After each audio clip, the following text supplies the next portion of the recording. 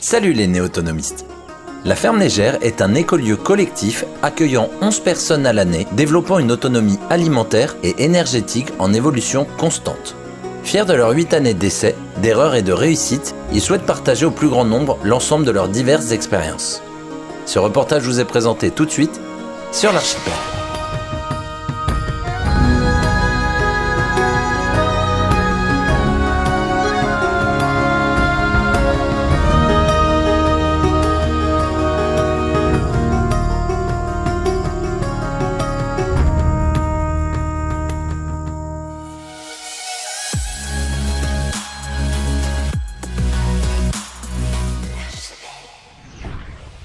Bonjour Marc. Salut. Merci de nous recevoir ici, à la Ferme Légère. Ouais. La Ferme Légère pour la planète, j'ai vu ça. Nous sommes dans les Pyrénées-Atlantiques, à la limite des Landes. Est-ce que tu peux te présenter et nous présenter un petit peu le projet ici, s'il te plaît? Ouais. Donc moi je suis ici depuis le début, ça fait bientôt 8 ans. Le projet, on a commencé à discuter avec des copains en 2012. Voilà, ça a mis quelques années avant d'aboutir. L'idée de départ, la vocation principale, et c'est toujours le cas maintenant, c'est d'essayer d'arriver à un mode de vie le plus écologique possible, avoir une empreinte écologique d'une planète, voire moins. Alors c'est difficile à évaluer, on ne sait pas trop si on est en dessous ou si on est au-dessus, mais on n'est peut-être pas très loin. C'est ça la vocation principale, et on explore cette question-là en tout domaine. Il y a bien sûr l'alimentation, l'électricité, mais plein d'autres choses. Donc c'est le mode de vie complet ici que l'on questionne et que l'on travaille pour arriver à baisser l'empreinte écologique. Vous êtes combien actuellement? Actuellement, on est 11, avec une naissance qui a eu lieu il y a un mois, ici sur place. Et c'est la première naissance sur ceci. Vous avez commencé à combien pour avoir une petite idée? On était 9 au début. Mais enfin, ça a fluctué entre 2 et 10 tout le temps. D'accord. Est-ce que tu pourrais nous développer le fait entre ce que vous avez imaginé avec les amis lorsque vous avez essayé de créer le projet virtuellement avant de vous lancer et comment tu l'as senti, surtout sur la partie, comment on pourrait dire, sociale? Est-ce que ça y ressemblait? Comment vous avez géré tout ça? Ouais. Ouais. Alors le projet, il s'est concrétisé autour d'abord d'un écrit, d'une charte. Tant qu'on n'avait pas le lieu, on cherchait un terrain. Et donc, on a pu... il y a des gens qui se sont mis d'accord sur un document écrit. Puis après, quand on se lance et qu'on passe au concret, il y a aussi d'autres choses sur lesquelles il faut se mettre d'accord, sur le quotidien, sur le vivre ensemble. Et voilà, c'est deux choses différentes. Donc, il y a pu y avoir quelques difficultés de ce côté-là. Mais en fait, dans les collectifs, la question humaine est toujours un truc très important. Voilà, donc... Enfin, les collectifs qui se défont, c'est pas parce qu'il n'y a pas assez de carottes ou que les panneaux solaires ne donnent pas de jus, hein. C'est parce qu'on s'engueule. Ah, c'est vrai, voilà. C'est l'humain à chaque fois. Voilà, enfin, paraît-il, en tout cas, nous aussi, on vit des difficultés une fois de temps en temps, et donc on essaie de s'équiper pour les traiter, pour les résoudre. C'est un des éléments importants quand on fait un lieu en collectif. Tu peux nous développer un petit peu ta vision de l'autonomie? L'autonomie, c'est un des moyens pour aller vers plus d'écologie. Une empreinte écologique plus faible, ce n'est pas une fin en soi, quoi. Limite, si on pouvait être en autonomie, mais plutôt sur le territoire, en relation avec un voisinage large, ou même être dans un pays où on n'aurait pas besoin de se dire en autonomie tellement ça va mal, ça serait vachement mieux. Voilà. Donc l'autonomie est un moyen. Par exemple, pour l'électricité, on a décidé d'être en autonomie électrique, donc non connecté au réseau. Et on s'aperçoit après coup que ça nous amène à une démarche de sobriété et d'intelligence dans la consommation qu'on ne peut pas avoir si on est connecté au réseau. Quand on appuie sur un bouton et qu'on n'a pas de notion de l'énergie qu'il faut pour produire, c'est ça que tu t'essayes de... Oui, mais on n'a aussi pas l'information de quand ça serait intelligent de consommer et quand ça serait intelligent de ne pas consommer. Parce qu'en fait, l'information, bon, même si maintenant, via des applications mobiles ou quoi, on peut avoir une information, mais d'où vient-elle et puis quelles sont les motivations derrière? Ici, on a clairement des batteries, un pourcentage de charge, et on va pouvoir décider de faire une machine à laver le linge ou pas, de faire du bois de chauffage ou pas, différentes choses.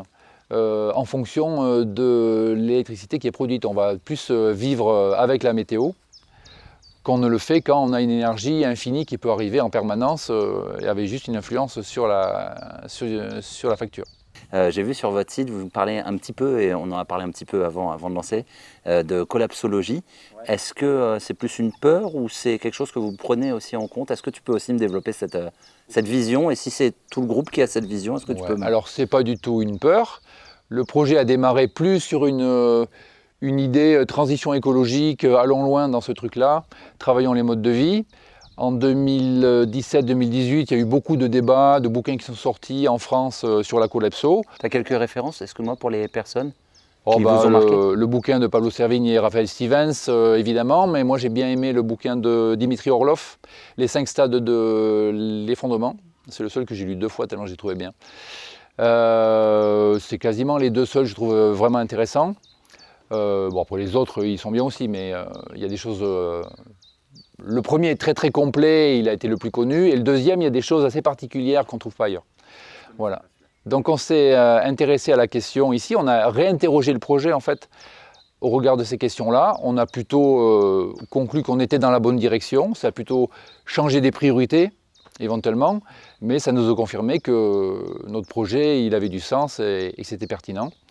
On a, sur cette question-là, on a entrepris avec une autre résidente, Valérie Garcia, de la ferme légère à l'époque, un voyage à vélo où on a fait des soirées collapso avec des gens pour les interroger, pour les faire parler, et après on en a sorti un bouquin. Issu de ça et de notre expérience à la ferme légère aussi, quoi. Tu peux le citer si tu veux. Le bouquin, c'est Voyage en effondrement, aux éditions Utopia, qui est un petit éditeur associatif militant. Écoute, n'hésite pas, tout ce qui est pub, on en reparlera en fin d'interview. On parlera de nos stages aussi alors. Je suis là aussi parce que j'ai vu qu'il y avait des stages et souvent c'est quand même beaucoup plus pratique d'interviewer des personnes qui ont l'habitude, qui ont cette pédagogie. Toi, je sais que tu me disais que tu es plutôt spécialisé entre autres sur la partie énergie. Tu veux qu'on commence par développer ça ou tu veux peut-être un peu plus reparler du projet ou on en parle peut-être tout à l'heure? On peut peut-être finir sur les globalités des projets avant d'aller sur Avec plaisir. Sur des détails. Je te suis. On essaie d'être le plus intergénérationnel possible, c'est-à-dire d'avoir tous les âges. Parce qu'un lieu qui a que des trentenaires en pleine forme et qui envoie du bois, oui, ça peut aller très loin, mais c'est pas très très résilient. Tout le monde va vieillir en même temps, tout le monde va avoir des gamins en même temps. Donc là, il y aura plein d'énergie qui va être consacrée aux gamins et les chantiers s'arrêtent un peu. Et après, tout le monde vieillit en même temps. Donc l'intergénérationnalité, pour nous, c'est important. En ce moment, c'est pas mal, hein. Ça va de 1 mois à 57, je crois. Et puis la parité aussi. On a fait un travail en 2022 sur le féminisme, sur le patriarcat. Et en s'interrogeant, on a l'impression qu'à la ferme légère, c'est bon, tout va bien, il y a une égalité homme-femme, etc. Est-ce que c'est vraiment le cas? Comme on a beaucoup de passages ici, on a des gens qui viennent nous visiter pour une journée de visite ou pour 2 ans, et tous les trucs intermédiaires entre les deux. Donc il y a beaucoup de gens qui passent, et parmi elles, de temps en temps, il y a des gens assez aiguisés sur le sujet. Donc on était assez intéressés, et donc il y a des personnes de passage qui nous ont engagés sur des ateliers, des cycles de réflexion, et donc voilà, on a pas mal bossé sur ça aussi. Alors je dis quelque chose d'assez drôle, c'est que tu me parles de parité, mais on n'a quand même pas de chance aujourd'hui. Ouais. Les dames sont en vadrouille apparemment. Alors il y en a une qui travaille aujourd'hui à l'extérieur, une autre qui suit un stage sur une méthode de résolution de conflits. Elle n'est pas là pendant 1 semaine ou 2. Et une troisième qui reçoit de la belle famille aujourd'hui, donc ils sont occupés et ils n'étaient pas dispo pour vous recevoir. Donc vous allez voir que des gars peut-être. Que des gars, mais je préfère le préciser parce que entre ce qu'on dit là-dessus et ce qu'ils vont voir. Et cela dit, concernant l'autonomie qui est un peu le cœur du sujet là, il se trouve que c'est moi qui m'en occupe, et sur l'autonomie alimentaire, c'est beaucoup Silver que vous verrez après moi. Est-ce qu'on peut commencer à rentrer un petit peu dans le dur, surtout sur la partie énergie? Ouais. C'est juste que vu qu'il y a pas mal de choses en extérieur et que le temps change très vite ici, n'hésite pas, je te suis. Je ne sais pas si tu veux commencer par… On peut parler de la maison, puisqu'on la voit depuis un petit moment. Allez, ouais, c'est vrai. N'hésite pas, comme je te disais au début, j'aime bien les visites où je vous suis. Ok, bien. Donc c'est bien que je me déplace un peu. Pour toi, parce que là, ça fait un moment qu'on est planté là. Sinon après, on a dû… D'accord, donc je peux bouger. Parce que je me demandais oui, avec plaisir, c'est fait pour, t'inquiète. Ok, donc j'ai parlé un peu de la maison. Donc c'est une vieille béarnaise, donc une maison en galets, des murs épais de 50 cm, des petites ouvertures, pas du tout isolées. Et là, on a réussi à faire une rénovation qu'on peut appeler bioclimatique ou quasiment passif. Donc plein de capteurs solaires au sud, donc ici on est au sud, enfin sud-est, le coin là-bas c'est le sud. Donc des vitrages, là ce sont des doubles vitrages. Au sud, c'est les capteurs solaires. Derrière, on a la masse de la maison donc pour absorber toute cette énergie. Et au nord, on a de l'isolation par l'extérieur. Donc on a la masse de la maison qui est très importante, hein, parce que des murs de 50 cm pleins, c'est pas du tout pareil que des murs de 20 cm creux. Je vais essayer de filmer juste l'entrée pour que Voilà. les personnes aient une... On a un petit passage d'avion. Donc là, maintenant, on a une maison qui est chauffée toute l'année par le soleil. Ok. Même si on n'a pas de soleil pendant 2 semaines, on reste au-dessus de 18 degrés, quoi, sans problème. Et ça, Voilà. c'est une maison béarnaise, on dit. C'est une béarnaise. Oui. Ah, c'est marrant. Voilà. Donc ça, c'est un truc qui a bien marché. Donc on a rajouté une véranda devant et puis un étage. Mais bon, voilà, l'idée c'est d'avoir plein de vitrages bien exposés, Ok. de la masse derrière pour absorber la chaleur, de l'isolant pour la garder et des casquettes. Donc là, vous avez un débord de taux important. Et de la vigne qui court sur le bas des vitres pour que les vitrages ils soient à l'ombre l'été et qu'on n'ait que l'hiver où le soleil est plus rasant et là il rentre bien dans la maison, il vient chauffer. Et l'été, il faut arriver à bloquer tout ça et aussi avoir des ouvertures qui vont être ouvertes pendant 6 mois de l'année, grosso modo pendant l'été, D'accord. et fermées pendant l'hiver quand on veut chauffer. C'est pas bête le coup des vignes. Comme ça, dès qu'en hiver, le soleil, ça le laisse bien rentrer. Voilà. Donc elles sont en cours de développement, hein. Il faudrait qu'elles arrivent jusque-là. Le but du jeu, c'est de masquer le bas des vitres parce que l'été, le soleil étant plus haut, on a le haut des vitres qui est à l'ombre par la casquette de toit et c'est le bas des vitres qui pourrait prendre le soleil. Et puis en même temps, un peu de production alimentaire. Et ça fait du raisin, on est bien content. Une pierre deux coups.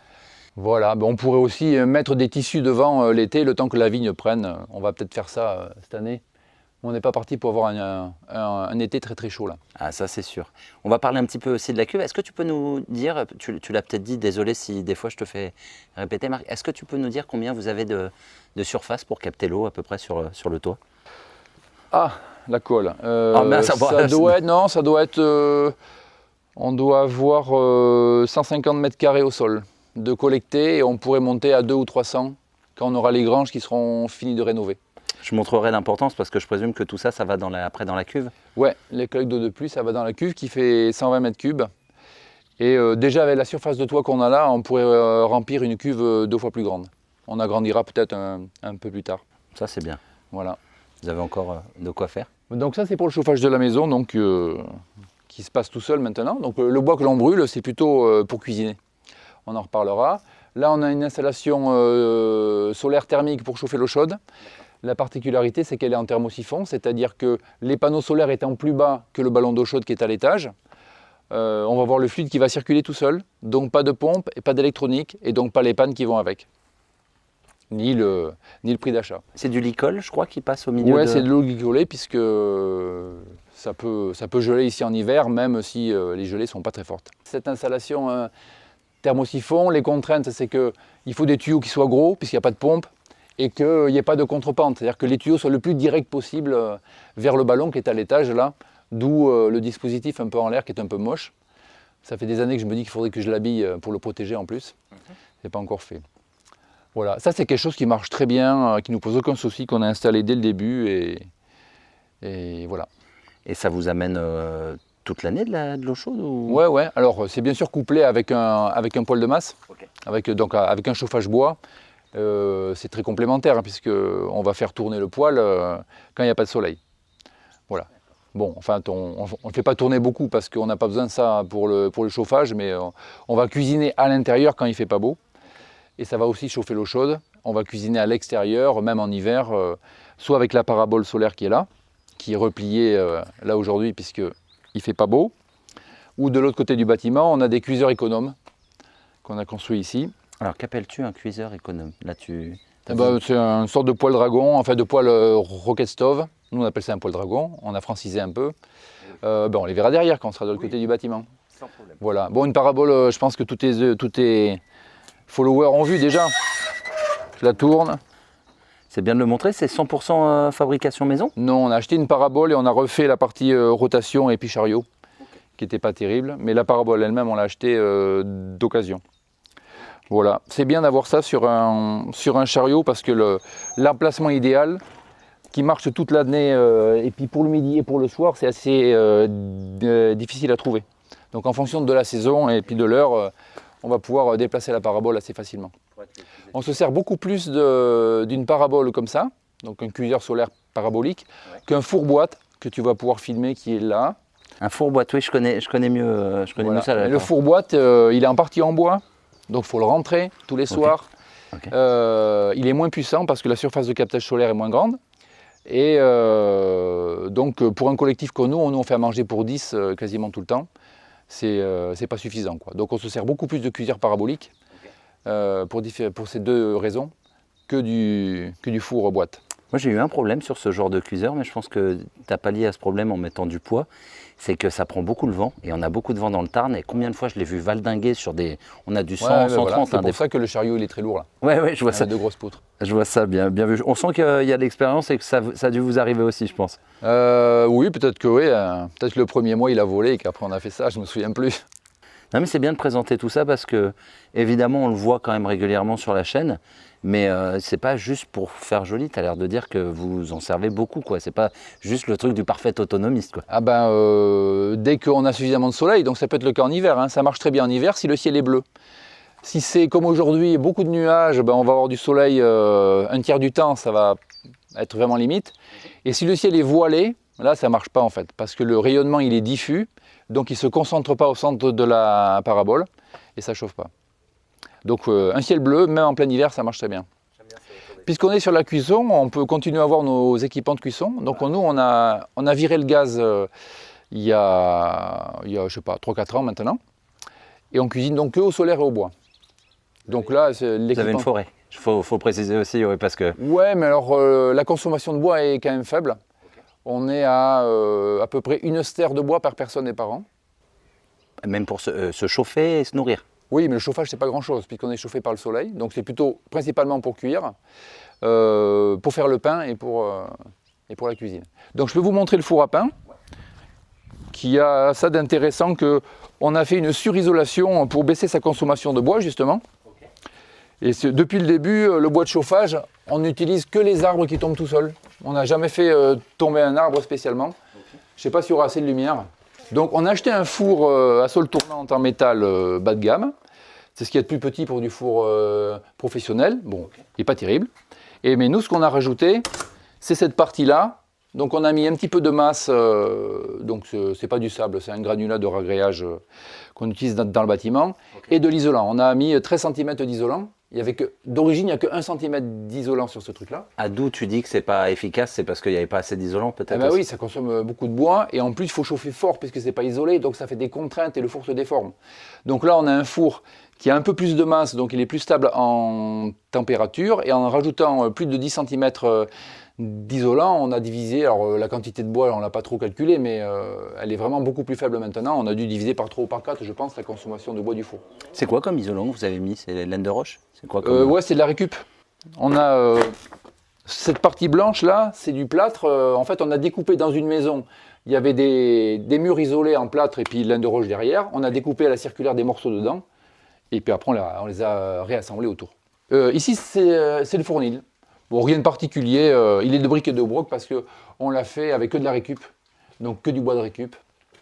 Et derrière les planches, c'est isolé avec de la paille. Okay. Donc on a fait des caissons, on a bourré de la paille dedans. Là, on a mis un pare-vapeur derrière le bois, parce que comme un fournil c'est très très humide, on mettrait trop de vapeur d'eau dans les murs. Donc là, c'est une isolation par l'intérieur. Le but du jeu, comme on fait le pain qu'une fois par semaine, une isolation par l'intérieur, on va pouvoir chauffer rapidement, mais il n'y a pas d'inertie, donc ça va baisser aussi vite en température. Tandis que la maison, c'est une isolation par l'extérieur. Donc là, on a une très grande inertie. Et même s'il ne fait pas beau pendant une semaine, on garde la chaleur, quoi. On va faire le tour du bâtiment, on va voir les autres systèmes de cuisson à bois. Okay. Et puis comme ça, on va arriver aussi devant l'installation solaire photovoltaïque. Donc là, le but du jeu, Ces grandes casquettes, c'est d'éloigner l'eau de la maison. Parce que bon, une maison béarnaise qui n'a pas de fondation, c'est assez humide bas des murs. Là, on a rajouté sur le côté sud une véranda qui permet de faire un capteur solaire. Mais ça permet aussi d'intercepter la pluie près des murs anciens et de la reporter un peu plus loin. Et ici, on est au nord. Donc là, on a un auvent transparent. Parce que sinon, on a déjà pas beaucoup de lumière dans une maison béarnaise qui a des petites fenêtres. Donc c'est pour ça que c'est transparent. C'est un matériau pas terrible à travailler, pas très écolo. Et là aussi, ça nous fait de la surface de captage d'eau en plus et de l'eau de pluie plus loin de la maison. Donc ça assainit aussi la maison. Donc les cuiseurs, justement, Silver, que vous aurez tout à l'heure pour vous parler du jardin et de l'autonomie alimentaire. Salut Silver, à tout à l'heure. Qui est de cuisine aujourd'hui et qui utilise une de nos deux boisinières, on appelle ça comme ça. Donc c'est un cuiseur économe à bois sur le principe du rocket stove. Donc un foyer en J et un foyer qui est isolé. Le but du jeu du rocket stove, s'il faut repréciser, un des éléments, c'est qu'on va faire une combustion à haute température et pour qu'une combustion soit à haute température, il faut que là où ça brûle, le foyer, il faut garder la chaleur, donc il faut l'isoler et récupérer la chaleur plus tard avec les fumées. Et alors c'est quoi? C'est du sable entre les deux tonneaux pour, On a fait plein d'essais. Là, vous voyez, un des premiers essais, on faisait un foyer en métal. C'était de la tôle de 3 mm d'épais, tout bouffé en 6 mois.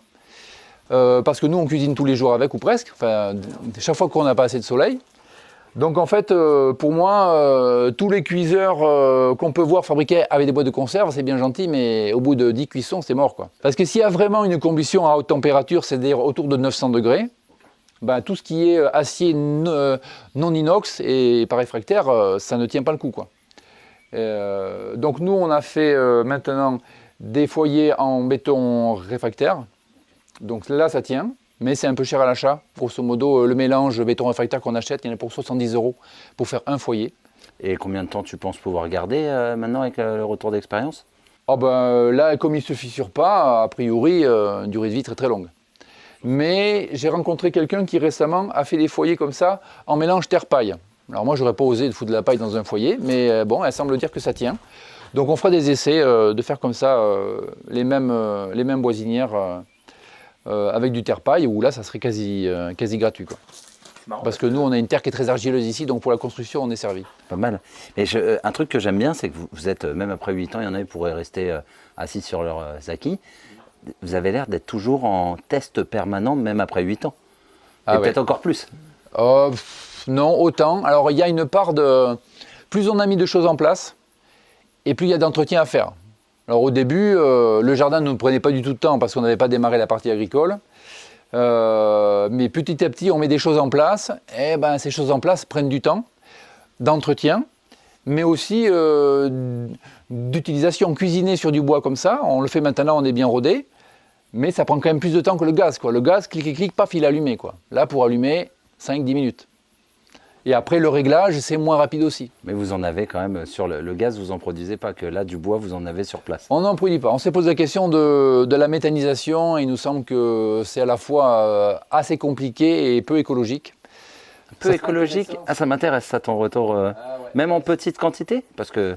si on a une source de matériaux à méthaniser importante, dont on ne sait pas quoi faire, ça aurait un intérêt. Et avec les animaux, il n'y en a pas? Nous, ça nous sert à fertiliser le jardin. Et si on passait d'abord cette matière-là dans le méthaniseur pour après l'amener au jardin, on aurait un amendement qui serait beaucoup moins bon ou qui serait très déséquilibré.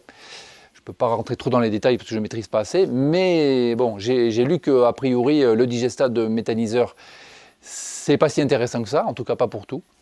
Et nous, on les utilise à autre chose. On a les poules et on a tout le jardin à fertiliser. Donc voilà, on n'a pas une matière suffisamment importante qui pourrait être méthanisée. Je peux me permettre une question? Excuse-moi, faut le préciser, je ne t'ai pas posé la question. Tu faisais quoi avant ça pour être quand même autant dans le technique? Est-ce que tu peux nous le développer un chouïa, s'il te plaît? Bon, moi je suis ingénieur génie mécanique. C'est-à-dire c'est ingénieur généraliste, hein. Ce n'est pas la mécanique auto qui est une toute petite partie, c'est la mécanique en général. Et j'ai fait de la gestion de production avant de quitter le milieu industriel, quoi. C'est l'intérêt des collectifs d'avoir des gens qui sont complémentaires. Donc moi effectivement j'avais une bonne expérience en bâtiment et que je commençais à en avoir une petite au point de vue énergie renouvelable. Et puis on a d'autres personnes qui ont des compétences sur d'autres sujets. Donc Sylvia, que vous verrez tout à l'heure, maintenant c'est plutôt sur le jardin. Ma compagne Bim, elle est instite, et donc on commence à développer un accueil d'enfants ici. Et puis on a des plus jeunes qui commencent à toucher à tout ici, et puis ils trouveront un peu leur voie peut-être un peu plus tard. Et voilà, Sylvie aussi qui est très au courant de ce qui se fait sur les différents écolieux, sur le réseau Oasis et les différents modes de gouvernance, etc. quoi. Bon voilà, et c'est cette diversité-là qui fait qu'on peut aller loin. Les cuiseurs, donc en fait ici on a 7 équipements de cuisson. On a vu la parabole, le four boîte, le four à pain. Là on a les boisinières, ça compte que pour un. À l'intérieur on a un poêle rocket stove classique. Et on a aussi une plaque électrique et des bouilleurs électriques. Alors sur un système en autonomie électrique, on n'a pas encore vu le système, on va le voir après, il faut vraiment réduire toutes les consommations électriques, notamment la production de chaud. Donc on a commencé par virer tout ce qui était résistance électrique sur le lieu. Mais néanmoins, on s'aperçoit que quand on est en autonomie électrique, des panneaux solaires et des batteries, il y a des moments où il fait beau, on ne consomme pas grand-chose et les batteries sont pleines. Et donc les panneaux, ils sont au soleil, mais ils ne servent à rien, ils ne produisent pas de courant. Donc comment utiliser ça? On se dit, il y a des moments de l'année ou de la journée où on va cuisiner à l'élec. On a des petites lumières qui s'allument sur notre panneau de contrôle pour savoir si on peut faire ça ou pas. Et on en profite tant qu'on est sur la partie électrique. C'est des panneaux de récupération, tu me disais? On les a achetés d'occasion. D'occasion. C'est pas très intéressant les panneaux solaires d'occasion, en tout cas à l'époque, parce que comme le prix descend assez vite, la personne qui les vend est un peu déçue du prix qu'il les vend. Et la personne qui les achète, nous, on était un peu déçus de l'économie qu'on a pu faire sur le truc. Mais nous, on trouvait ça chouette de partir sur des panneaux d'occasion parce que l'impact écologique d'une installation photovoltaïque, c'est quand même plus important que du solaire thermique. Solaire thermique, c'est quand même pas grand-chose. Il y a une boîte avec des tuyaux dedans et de l'isolant. Donc le retour énergétique, donc le bilan écologique, il est vite intéressant. Sur le photovoltaïque, ça se discute plus. D'autant plus si on est en autonomie. Si on est en autonomie, les panneaux solaires vont, à des moments de l'année, pas produire de courant, parce qu'on n'en a pas besoin. Et donc, ils vont restituer l'énergie qu'ils ont nécessité pour être construits moins vite.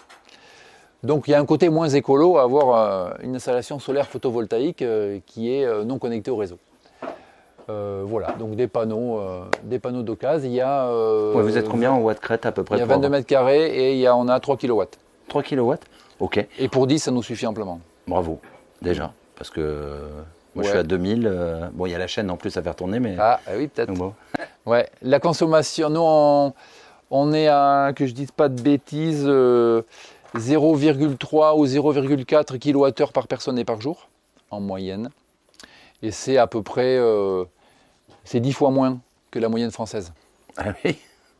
Et alors, justement, c'est peut-être grâce à toutes ces moyens de cuisson déjà, et tu me disais les résistances. Ah bah oui, c'est un des secrets. Les consommations de partout. Donc derrière toi, tu as le local technique.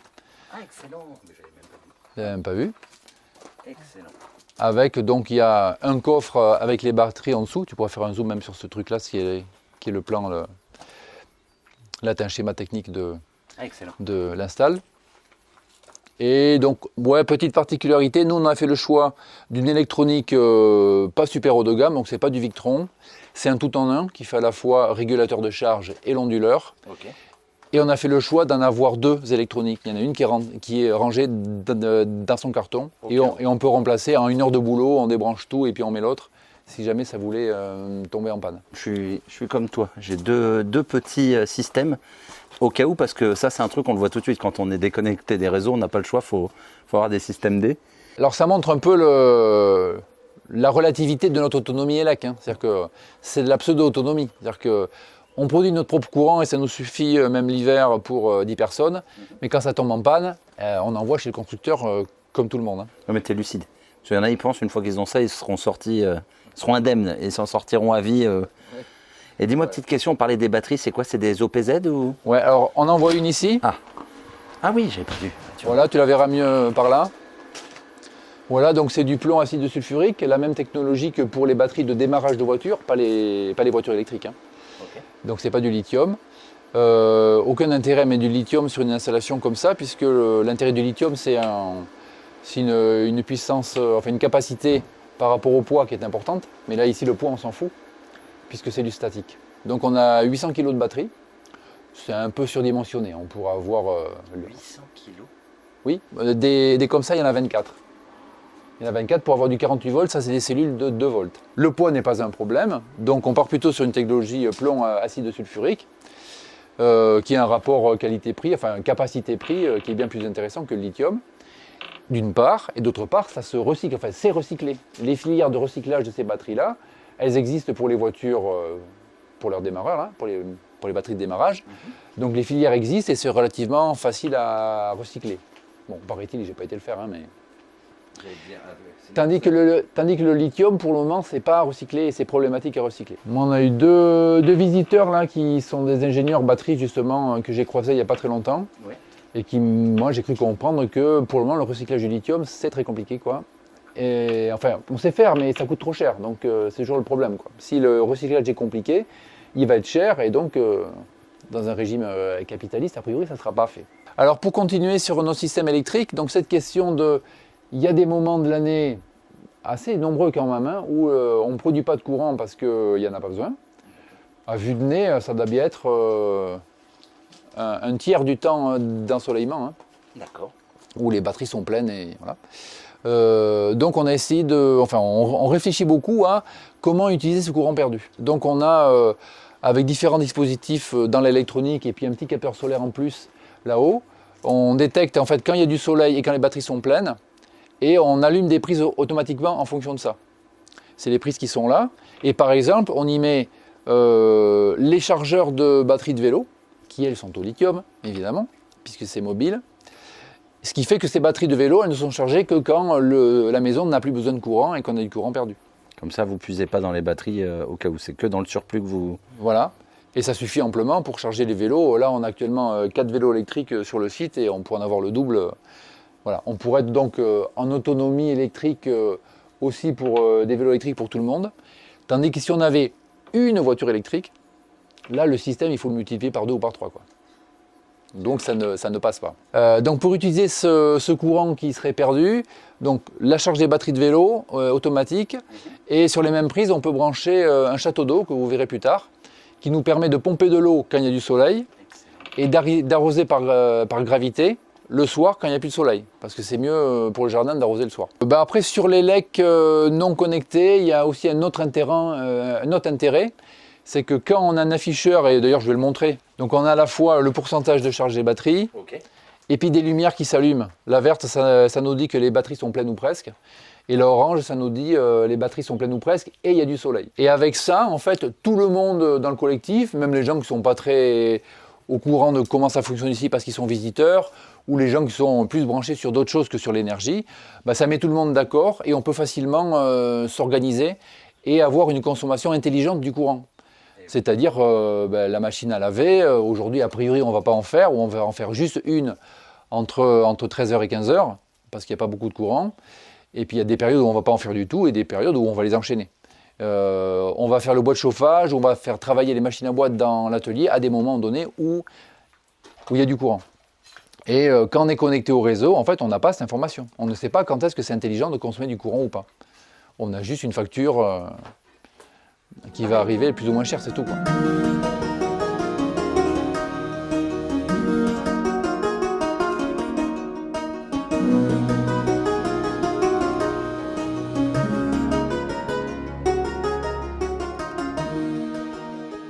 Silver, Ouais. bonjour à toi. Bonjour. Tu es sur la partie, on peut dire, végétale, Oui, en bonne partie. en bonne partie. Ouais. Est-ce que tu peux te présenter et nous expliquer un petit peu ce que tu veux nous montrer sur les prochaines minutes, s'il te plaît? Oula, alors comment me présenter? Donc, je m'appelle Silver, je vis à la ferme légère depuis 2 ans et demi. Voilà, et je m'occupe principalement du potager, du jardin potager et plus globalement de l'autonomie alimentaire, parce que je fais aussi partie de la référence transformation, donc tout ce qui est conserve. Ok. Voilà. Est-ce que tu as tout ça à nous présenter alors? Et je vais vous montrer un peu tout ça. Ah, génial. Et dis-moi, ça te prend combien de temps, à titre perso, de la gestion de tout ça? Est-ce que c'est établi? Ça prend beaucoup de temps. Ah ouais, tu pourrais même pas le dire. Je pourrais même pas dire, je compte pas les heures, mais ça prend beaucoup de temps. Après, c'est très lié aux objectifs qu'on a à la ferme légère et aux objectifs qu'on se donne et que je me donne après personnellement par rapport au projet, qui sont d'arriver à une autonomie totale, même supérieure à nos besoins en légumes, et ce tout au long de l'année. Et oui, parce que vous m'avez expliqué tout à l'heure au repas que vous avez aussi, vu que vous faites des stages, vous produisez plus pour pouvoir nourrir les stagiaires. C'est ça, ouais. C'est une des petites difficultés qu'on a tout au long de l'année, c'est qu'en fait, on a la population de la ferme qui change, d'un mois, d'un week-end sur l'autre. Et voilà, et donc ça peut être autant en hiver qu'en été, et donc il faut ajuster la quantité des aliments qu'on va proposer aux personnes qui sont de passage. D'où les conserves, comme ça, quand vous avez une surproduction, vous mettez de côté pour... Ouais, c'est ça, on fait aussi la conserve grâce à ça. Attends, je profite juste pour faire quelques prises de vue, parce Ouais. qu'on est sur le point le plus haut ici, et c'est magnifique. On est où là, par exemple, pour savoir? On est en haut, mais tu avais l'air de me dire qu'on est sur au-dessus du... Ouais, c'est ça. Donc là, ce que vous voyez, il y a une bâche blanche qui est ici, juste dessous. Et la petite cheminée que vous voyez, là, c'est une aération qui vient parce qu'il y a bientôt 2 ans, donc ça fait 1 an et demi environ, qu'on a construit un caveau à légumes. Donc c'est une cave semi-enterrée pour la conservation de nos légumes, pour qu'elle reste à température fraîche et qu'avec un taux d'humidité assez élevé. Donc c'est un truc qu'on a creusé, voilà, et donc on a végétalisé le toit par-dessus. Donc là, vous voyez une bâche blanche et des végétaux autour, parce que l'an dernier, vous savez, la météo qu'on a eue, qui a été très chaude et très sèche. Même chez vous? En fait, on s'est rendu compte, oui, ici aussi, et en fait, le caveau à légumes qui était censé rester à des températures, on espérait autour de grand max 15 degrés, on est monté jusqu'à 25 degrés dedans. Donc c'était un peu trop chaud. Et les cultures qu'on avait, donc on avait mis plutôt des oignons, ça faisait pas beaucoup d'ombre.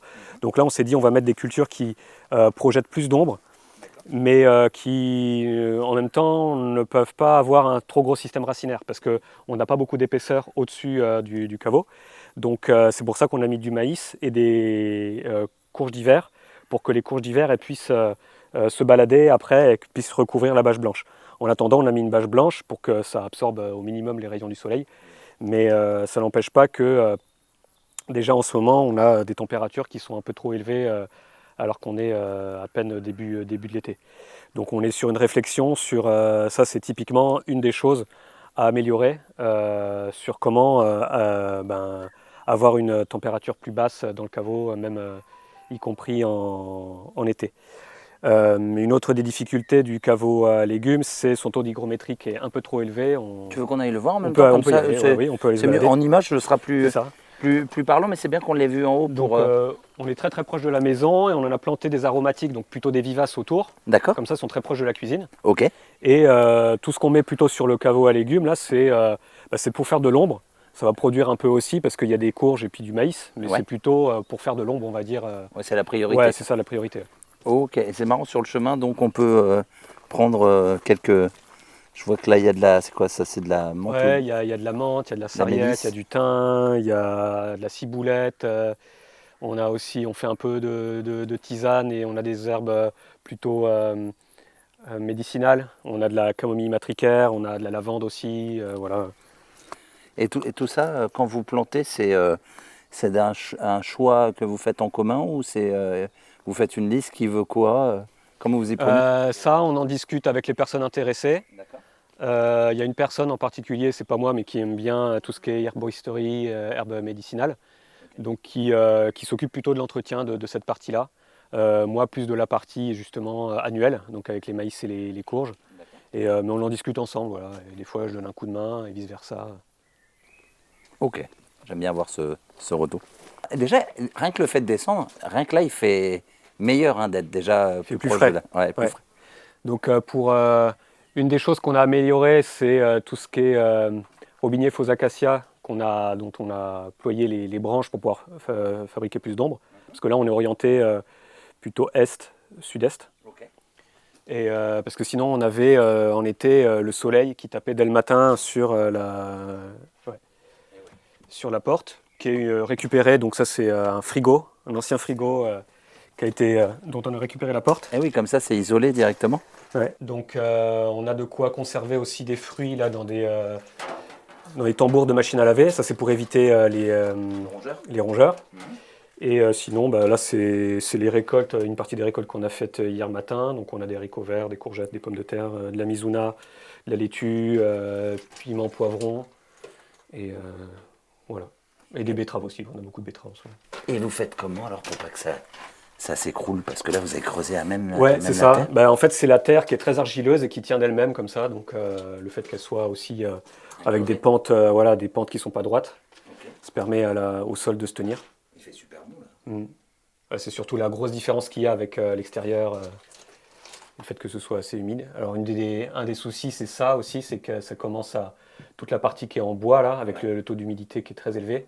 Ouais. En fait, on a des développements de moisissures qui sont pas trop alarmants pour le moment, mais parce qu'ici on peut à peu près les contrôler, mais en fait on a des caissons avec tout l'isolant, qui est de la laine en fait, dans lesquels on n'a pas de flux d'air.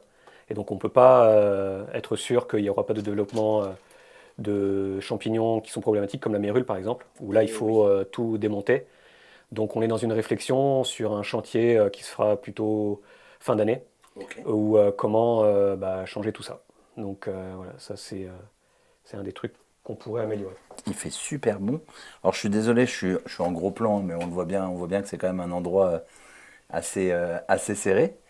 Mais vous avez. Alors j'arrive pas à voir jusqu'au bout. Il y a quoi? Il y a 5 mètres? Attendez, je vais peut-être en filmant. Ah si, je le vois dans la caméra.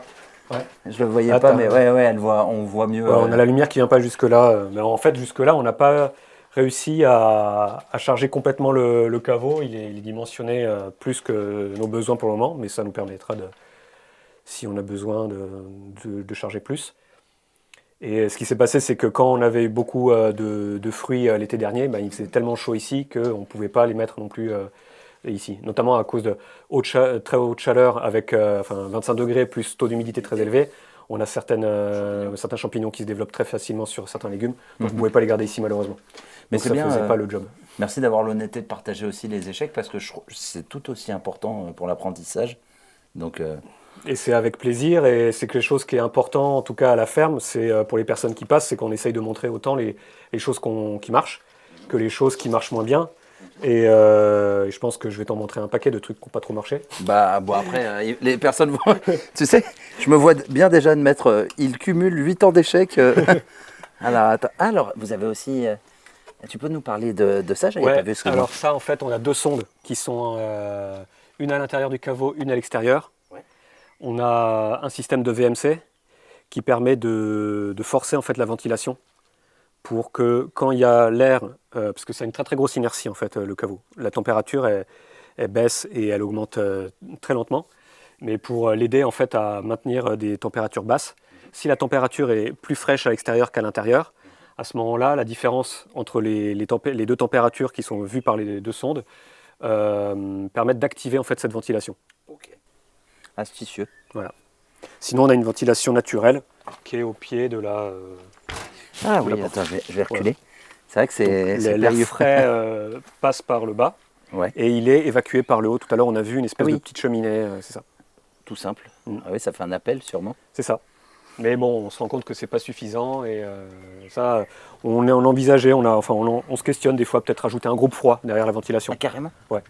Vous aurez assez, vous pensez, d'énergie pour... Alors, typiquement, le moment où on aura besoin du groupe froid, où on aurait besoin du groupe froid, c'est quand il fait très chaud. Oui. Et donc, surtout en été. Et en été, on a beaucoup d'électricité. Trop, peut-être trop même, on a du surplus. Et donc, c'est à ce moment-là, justement, où on peut s'amuser à faire tourner des groupes froids ou des trucs comme ça, parce qu'on a l'énergie autant qu'on en veut, quoi, ou presque. Pas bête. Eh ouais, pas bête. C'est vrai qu'en hiver, vous éteignez tout et naturellement, il fait bon. Oui, c'est ça. Et alors ça, vous l'avez fait quand? Rappelle-moi, tu me l'as dit. Mais... Ça, c'était il y a 1 an et demi, donc automne. On a commencé à l'été 2021, on a terminé à l'automne. Ok. Ça a été creusé à la main, pelle-pioche. Combien, pour qu'on ait une idée, combien de personnes? Combien de personnes? Il y avait régulièrement 2-3 personnes et ça a pris... on a commencé au mois de juillet, on a terminé avec le toit et tout terminé. C'était terminé au mois d'octobre, novembre, un truc comme ça. Ça va, c'est pas mal. avec le toit, mais est prêt à stocker ou Ouais, après, il y prêt a à stocker. Pas mal. Vous n'avez pas eu d'effondrement Non. non. On n'a rien eu. Alors le truc, c'est que quand il pleut, on le voit ici, il y a des effondrements en bas. Et pour éviter que ce soit le cas, enfin on avait déjà commencé à le faire ici, c'est on a végétalisé, on a ramené des mottes de terre dans lesquelles il y avait déjà de l'herbe, et pour que ça tienne, et on voit que ça marche, quoi. Le côté qui est à gauche, il est en train de s'effondrer, il faudrait qu'on l'améliore. Et à droite, à gauche, on avait mis un drap pour que ça absorbe l'eau, mais ça n'a pas suffi, quoi. Ouais, donc ça, c'est une des choses. Un branchage ou quelque chose, peut-être plus tard. Ouais, c'est ça. Ouais, non, mais c'est bien. Et c'est vrai que, comme je disais à Marc, vous êtes tout le temps vous êtes en perpétuel test ici. Ouais, c'est ça. Bah, dès qu'on commence, là par exemple, si ça fonctionnait, bah, tant mieux, on l'aurait laissé tel quel, mais là on se rend compte que ça pose problème. Donc on a déjà envisagé de l'améliorer, ou en tout cas de revoir sa manière de fonctionner, pour pouvoir avoir un truc qui soit plus fonctionnel et qui fasse bien, qui atteigne les objectifs qu'on espère, quoi. Après, peut-être que le mieux, alors je te parle sans connaître, hein, mais peut-être que carrément enterré, ça aurait été peut-être mieux que semi-enterré, je sais pas, dans le... Alors là, c'est... Bah, ouais, là, c'est un autre chantier. C'est un autre chantier, Ouais. non, mais je te dis... On n'y a pas réfléchi, mais... De chaleur, peut-être que ça aurait... Ouais, le truc aussi, c'est que dans le coin, il n'y a pas ou très peu de... Ça se fait pas historiquement, trop, les caveaux, et enfin les caves comme ça. Et donc on peut aussi se poser la question est-ce que de la pertinence même de... Oui, si les anciens l'ont pas fait, c'est peut-être qu'il y avait une raison. C'est souvent c'est ce qu'on se dit. Ouais, ou ils avaient d'autres manières de faire. Voilà. Je te suis sur la partie conserve, je crois, Allez, maintenant. Tu m'avais conserve. dit. Ah, C'est c'est juste cool à de côté. voir ça. Ah, c'est à côté, ok. Ouais. C'est cool de voir ça. Donc c'est un petit couloir, c'est entre deux bâtiments. Donc là, il y a l'atelier, là, il y a la maison. Ok. Et ça remplace notre ancien cellier. Et donc c'est des étagères. Donc là c'est relativement vide parce qu'on se retrouve à la fin donc, du mois de juin, où justement, donc ça nous permet de passer l'hiver et une partie du printemps jusqu'à la fin de la soudure. Avec, bon, c'est pas de l'alimentation, c'est pas du frais, hein, mais en tout cas d'avoir notre alimentation, nos légumes. Et on a aussi du sucré avec pas mal de confitures. Vivement les prochaines récoltes alors pour Ah, pouvoir. c'est ça. Ouais, je vois ce que tu veux dire. C'est ça, on en garde aussi un petit peu d'une année sur l'autre. Là, il y a des trucs qu'on n'a pas terminés de l'hiver dernier, mais comme on a assez dans le potager en ce moment, en fait, finalement, on va plutôt le stocker pour les années suivantes. C'est pas très très grave. Là, au début de l'année, au mois de janvier, on a mis en place un système qui permet on va dire, de limiter un peu notre consommation de conserve, dans l'idée de justement pouvoir tenir jusqu'à maintenant. Parce que si on consomme tout en début d'hiver, bah, on n'a plus rien en milieu de printemps, ce qui peut être un peu compliqué. Et donc il y avait cette étagère-là qui est encore là, où régulièrement je mettais une diversité de produits. Donc là, il y a du pesto, il peut y avoir de la lactofermentation, des confitures, de la ratatouille, des coulis de tomates, plein de choses différentes que les personnes qui font la cuisine peuvent utiliser librement et qui est renouvelé en fait toutes les semaines. Si par exemple il y a quelque chose que je propose et puis que la personne ne veut pas, elle peut prendre une chose d'à peu près de la même catégorie, de type légumes. Par exemple, si elle veut pas de la ratatouille mais qu'elle veut des courgettes au pesto déjà cuisinées, elle peut les échanger comme elle le veut, quoi. Échanger, donc vous avez aussi un système de gestion là-dessus. Ouais, enfin après ça c'est libre, hein. Moi je mets plutôt une certaine quantité dont on peut se servir chaque semaine. Okay. Et régulièrement je fais l'inventaire. Okay. Moi ça me permet aussi de calculer notre consommation à l'année, parce que comme je le disais tout à l'heure, c'est très fluctuant la population et notre consommation. Et puis il y a certaines personnes qui mangent beaucoup de confiture, d'autres beaucoup moins. Et ça on ne peut pas l'anticiper parce on a toujours des personnes différentes qui passent. Et moi après ça me permet de lisser à l'année nos besoins. Et derrière, d'essayer de faire suivre la production en termes de bocaux et aussi en termes de légumes dans le potager. C'est marrant parce que on parle souvent d'avoir le stockage. Ça a été péjoratif alors que, je parle les dernières années, alors que nos anciens, ils avaient tous ça parce qu'ils disaient qu'il y avait des années plutôt compliquées. Et à l'époque, c'était quelque chose de classique de retrouver ça. Et j'en vois pas souvent quand je vais faire des visites, donc ça me fait plaisir de voir des celliers avec des bocaux. Ouais, merci, c'est vrai. Avec plaisir. Et tu pointes quelque chose qui est assez intéressant, c'est que effectivement, on ne peut pas savoir, même si on essaye de faire une super planification, qu'on essaie d'être super calé au niveau potager. Là, comme en ce moment, on va le voir tout à l'heure dans le jardin, on a une météo qui n'est pas favorable pour certains légumes, c'est plutôt favorable pour certaines maladies cryptogamiques. Et ben, on ne sait pas si on va avoir les pommes de terre ou les tomates qu'on espérait. Et donc, on n'aura peut-être pas autant de tomates ou de pommes de terre, mais on va compenser avec d'autres légumes qui auront mieux donné. Et voilà, donc c'est bien toujours d'avoir un peu de surplus. Et puis pour prévoir les années où ça donne moins. Et voilà. Ouais, non, belle prévision. En plus, c'est vrai que naturellement, ça nous amène directement sur le... Le potager. Ouais, donc ça doit être fait exprès. La transfo, vous la faites où dans la salle du milieu? Vous avez une salle transfo? On l'a fait ici. On l'a fait ici dans la cuisine. D'accord. Donc on a un stérilisateur qui se met sur les boisinières. Ouais. Et qui est là, c'est un stérilisateur classique qu'on peut mettre aussi sur un gaz. Et là, depuis peu, on est en train de tester pour cette année un stérilisateur électrique. Avec le surplus. Avec le surplus, c'est ça. Parce que souvent, on fait surtout de la transfo en été. Et ça nous permet de moins consommer de bois. Et vu qu'on a beaucoup d'électricité à ce moment-là, autant l'utiliser. Et donc, on fait des tests. Là, Marc a essayé de l'isoler un peu plus, savoir si on pouvait le faire consommer un peu moins, si on voulait garder une certaine température pendant un moment, et des trucs comme ça.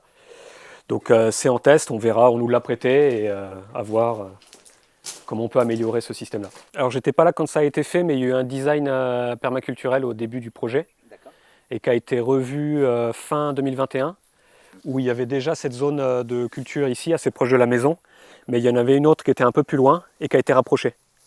Donc pour mieux, c'est un peu la logique en permaculture du zonage. Donc tout ce qui demande le plus de soins, en fait, on le met le plus proche de la maison, et puis petit à petit, plus on s'éloigne, moins ça a besoin d'entretien. Donc on essaye de respecter ça, même si ici on est dans une zone un peu tampon, entre le potager et la maison, mais qui est plutôt orientée nord-nord-ouest, où il y a beaucoup d'arbres, on va dire, spontanés, historiques, où on a planté l'hiver dernier des noisetiers, et on a beaucoup de pruniers aussi, quelques pommiers. Ça, c'est on va dire, les arbres historiques de la ferme qui étaient là avant le projet. Oui, voilà, je vais vous dire, quand vous avez acheté le lieu, c'était déjà... Oui, c'était ça. Ouais. C'est ce qu'on appelle les fruitiers historiques, et c'est ceux qui produisent le plus en ce moment. Bon, l'année dernière, on n'a rien eu, mais cette année, a priori, on va avoir pas mal de quoi faire pas mal de transfo et de fruits. Ouais. Il y a du taf. C'est ça, ouais. Mais ça représente combien cette zone là, sur laquelle on est, sur la production, la première zone, celle-là? C'est juste celle-là? Ouais. Là, je t'avoue que je n'ai pas calculé, parce qu'au total, la zone de culture, on va dire potagère, elle est entre 2000 et 2500 mètres carrés, y compris les serres. Bien que je ne l'ai pas calculé précisément, ça dépend après si on compte les passe-pieds ou pas, etc. etc. Et je pense que c'est suffisant pour une quinzaine de personnes.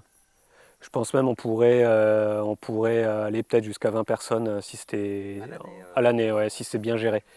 Là, nous, on est dans une démarche, donc on essaye de nourrir à l'année ce nombre de personnes-là, en essayant de ne pas forcément trop s'étaler, mais en essayant de produire beaucoup sur cette surface-là, et en essayant d'avoir beaucoup de rotation, de séries en fait, d'échelonnés. Comme en fait, nous, on n'est pas mécanisé, en tout cas, on utilise on utilise des outils, mais on n'a pas de machine, on va dire, ni électrique, ni thermique. Donc on fait tout à la main. Et ça, c'est une de nos spécificités, ce qui fait que si on avait une trop grosse surface, en fait, ça nous demanderait beaucoup plus de boulot. Et les deux, d'ailleurs, vont ensemble. En fait, on peut se permettre d'avoir un peu plus de surface, je pense, quand on a des machines. Parce que les machines, déjà, elles demandent aussi plus de place pour passer entre les rangs, tout ça. Et donc, nous, on a tendance plutôt à privilégier beaucoup de soins et beaucoup de petites choses, en fait, faites avec d'humains. Donc, ça demande des ressources humaines. Quand tu parles comme à lancer des ressources humaines, là, ouais. Et c'est des ressources aussi, les humains. Donc il faut en prendre soin. Et en tout cas, elles sont importantes, quoi. Moi, je le vois, on en a besoin. J'espère que les personnes qui passent à la ferme sont contentes de manger des produits qui viennent, auxquels ils contribuent directement à la culture. Elle est là, quoi. Enfin, ils récoltent et puis ils cuisinent et ils mangent juste après, quoi. Direct du producteur à l'assiette. C'est ça, ouais. Est-ce que tu peux nous détailler un petit peu comment tu t'y prends sur les rotations de culture, comment... Ouais, Ouais, un petit peu. alors rapidement, parce que ça peut être assez complexe. Oui, bien sûr. Donc on a plusieurs zones. Ici, c'est un peu le potager historique, donc qui n'a pas été ou très peu utilisé au tout début du projet, parce qu'il y a eu un projet de maraîchage commercial, je crois, la deuxième année du projet ferme légère. Pourquoi ça a été abordé pas assez rentable? Il y a de la difficulté, une des difficultés, c'était l'eau. Voilà, au niveau de l'autonomie en eau et les besoins en eau que demande un projet en maraîchage sont quand même relativement importants. Et nous, on s'est pas mal amélioré là-dessus. Et c'est une des choses sur lesquelles j'essaye d'être attentif, c'est-à-dire de produire beaucoup, mais en utilisant le moins d'eau possible. Et donc c'est ce qui fait que pour le moment, enfin, on est revenu à du maraîchage vivrier. C'est-à-dire que c'est notre production à nous, mais on vend un petit peu de surplus, mais c'est anecdotique. Voilà. Quand vraiment on a trop de bocaux de haricots verts, par exemple, on en vend un petit peu. Soit aux gens de passage, soit on a des maraîchers à qui on fournit un petit peu de légumes, mais c'est vraiment très très peu, quoi. Voilà. Et on va passer là. Donc ça, ici, voilà, il y a le prunier qui a les branches pleines de prunes. Donc c'est ici qu'on a, donc c'est très très enherbé, parce qu'on est un peu sous l'eau avec l'enherbement. Et normalement on essaye de pailler systématiquement. Là c'était un peu, déjà on a eu beaucoup de limaces, donc au printemps, moi pour éviter les limaces, j'enlève le paillage. Et donc je remets le paillage au fur et à mesure de la saison. Mais comme on a eu une saison qui était très humide et un peu pris par le temps, et donc on a recommencé à pailler, mais c'est pas encore le cas. Et puis bon, il y a certains endroits, notamment les carottes là, où je ne paille pas de toute façon avant qu'elles soient plus grandes, parce que là elles sont vraiment toutes petites. Voilà, donc ce potager historique, c'est celui où la terre est la plus intéressante parce que justement, elle a été aggradée d'année en année. Je ne sais pas ce que faisait l'ancien propriétaire, parce que ça commence à dater un peu et je ne l'ai pas rencontré.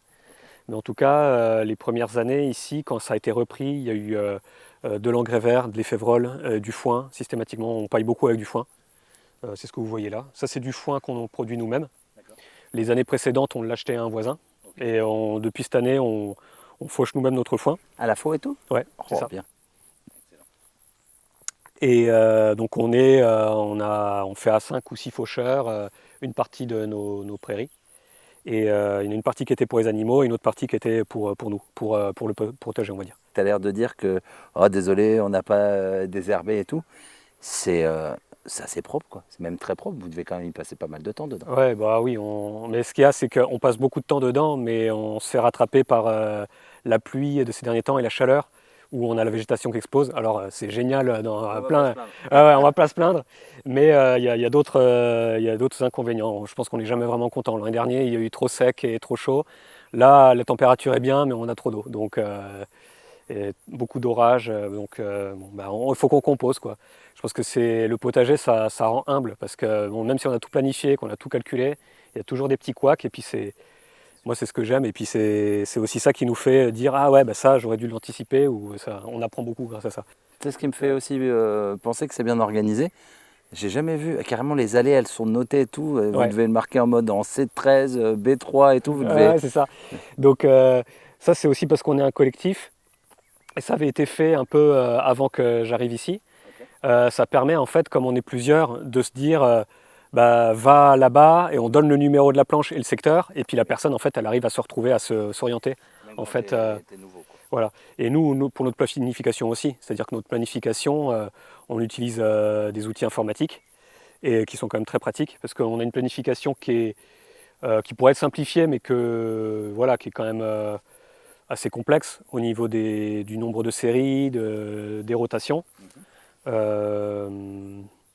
et au niveau des combinaisons. Donc, parce que j'en fais moins, j'en suis un peu revenu, mais on essaye aussi de mélanger les cultures ensemble. Là, par exemple, c'est un petit mélange, hein. Des aubergines avec du persil. Et c'est aussi, tout à l'heure tu parlais de tests d'évolution constante. En fait, je pense que ce potager, ça c'est une partie du potager, c'est le potager historique. il est en évolution constante aussi. Et moi, ça fait que, donc je disais tout à l'heure, je suis à la ferme depuis 2 ans et demi. Et au début, j'étais pas référent du potager, j'étais plutôt à donner des coups de main. Progressivement, ça s'est fait parce que la personne qui s'en occupait est partie. Mais pour moi, on n'est pas encore arrivé au stade où on est à une stabilité au niveau du système, on va dire, potager, agricole. Par rapport à quoi? Pour pouvoir produire presque toute l'année? Pour pouvoir, on produit déjà toute l'année, mais pour être vraiment à l'aise au niveau des rotations, des quantités, aussi des ravageurs, la gestion des ravageurs, la gestion des intempéries. C'est-à-dire que l'an dernier, ça a été un point d'essayer de faire face à la sécheresse et à la canicule. Cette année, c'est comment on va faire par rapport aux excès d'eau. Donc en fait, nous, ça nous permet d'une année sur l'autre. On ne peut pas anticiper comment vont être les étés ou comment vont être même les hivers d'une année sur l'autre, mais on ajuste notre système par rapport au changement climatique et aux extrêmes en fait, qu'on peut rencontrer. Ouais, mais ce qui est fou, c'est l'amplitude entre les deux extrêmes. Ouais. Tu passes d'un extrême à l'autre. C'est ça. Ça doit être dur quand même de...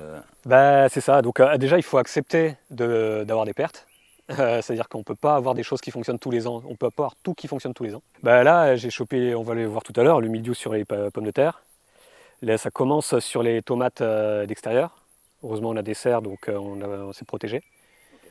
Donc on a beaucoup de maladies qui sont liées au taux d'humidité qui est trop élevé. Donc on essaie de s'en prémunir, mais voilà. Et puis c'est des leçons, hein. Les pommes de terre par exemple, je voulais produire plus que l'an dernier, j'ai fait une densité un peu trop élevée. Ouais. Et puis ça m'a rappelé que il y a besoin d'air pour que pour que ça sèche plus vite et pour éviter que les champignons s'installent, quoi. Alors on n'a pas eu de doryphore. Je touche du bois parce que depuis que je suis là, on n'a jamais eu de doryphore et j'en ai vu 2 dans la serre, parce qu'on a fait des patates nouvelles, des pommes de terre nouvelles en serre.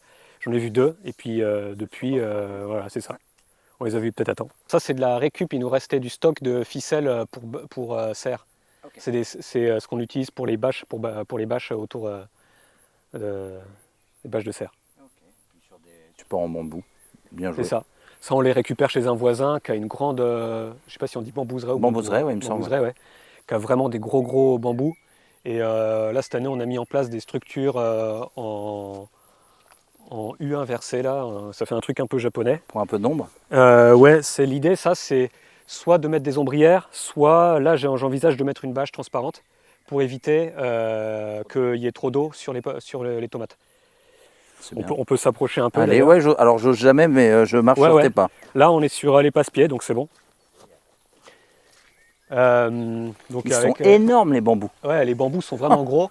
Et donc, on les a percés pour pouvoir mettre des bambous en travers, avec une scie cloche. Et ce qui fait que, bon, après, on rajoute de la ficelle, mais c'est assez costaud. Et donc là, il y a une association tomates-haricots. J'ai jamais vu faire. Mais bon, comme les haricots sont fixateurs d'azote et sont grimpants, ça va bien ensemble. Voilà, c'est un test qu'on fait. Voilà, les haricots sont pas très jolis. J'en ai ressemé qui vont remplacer ceux qui n'ont pas très bien marché. Ok.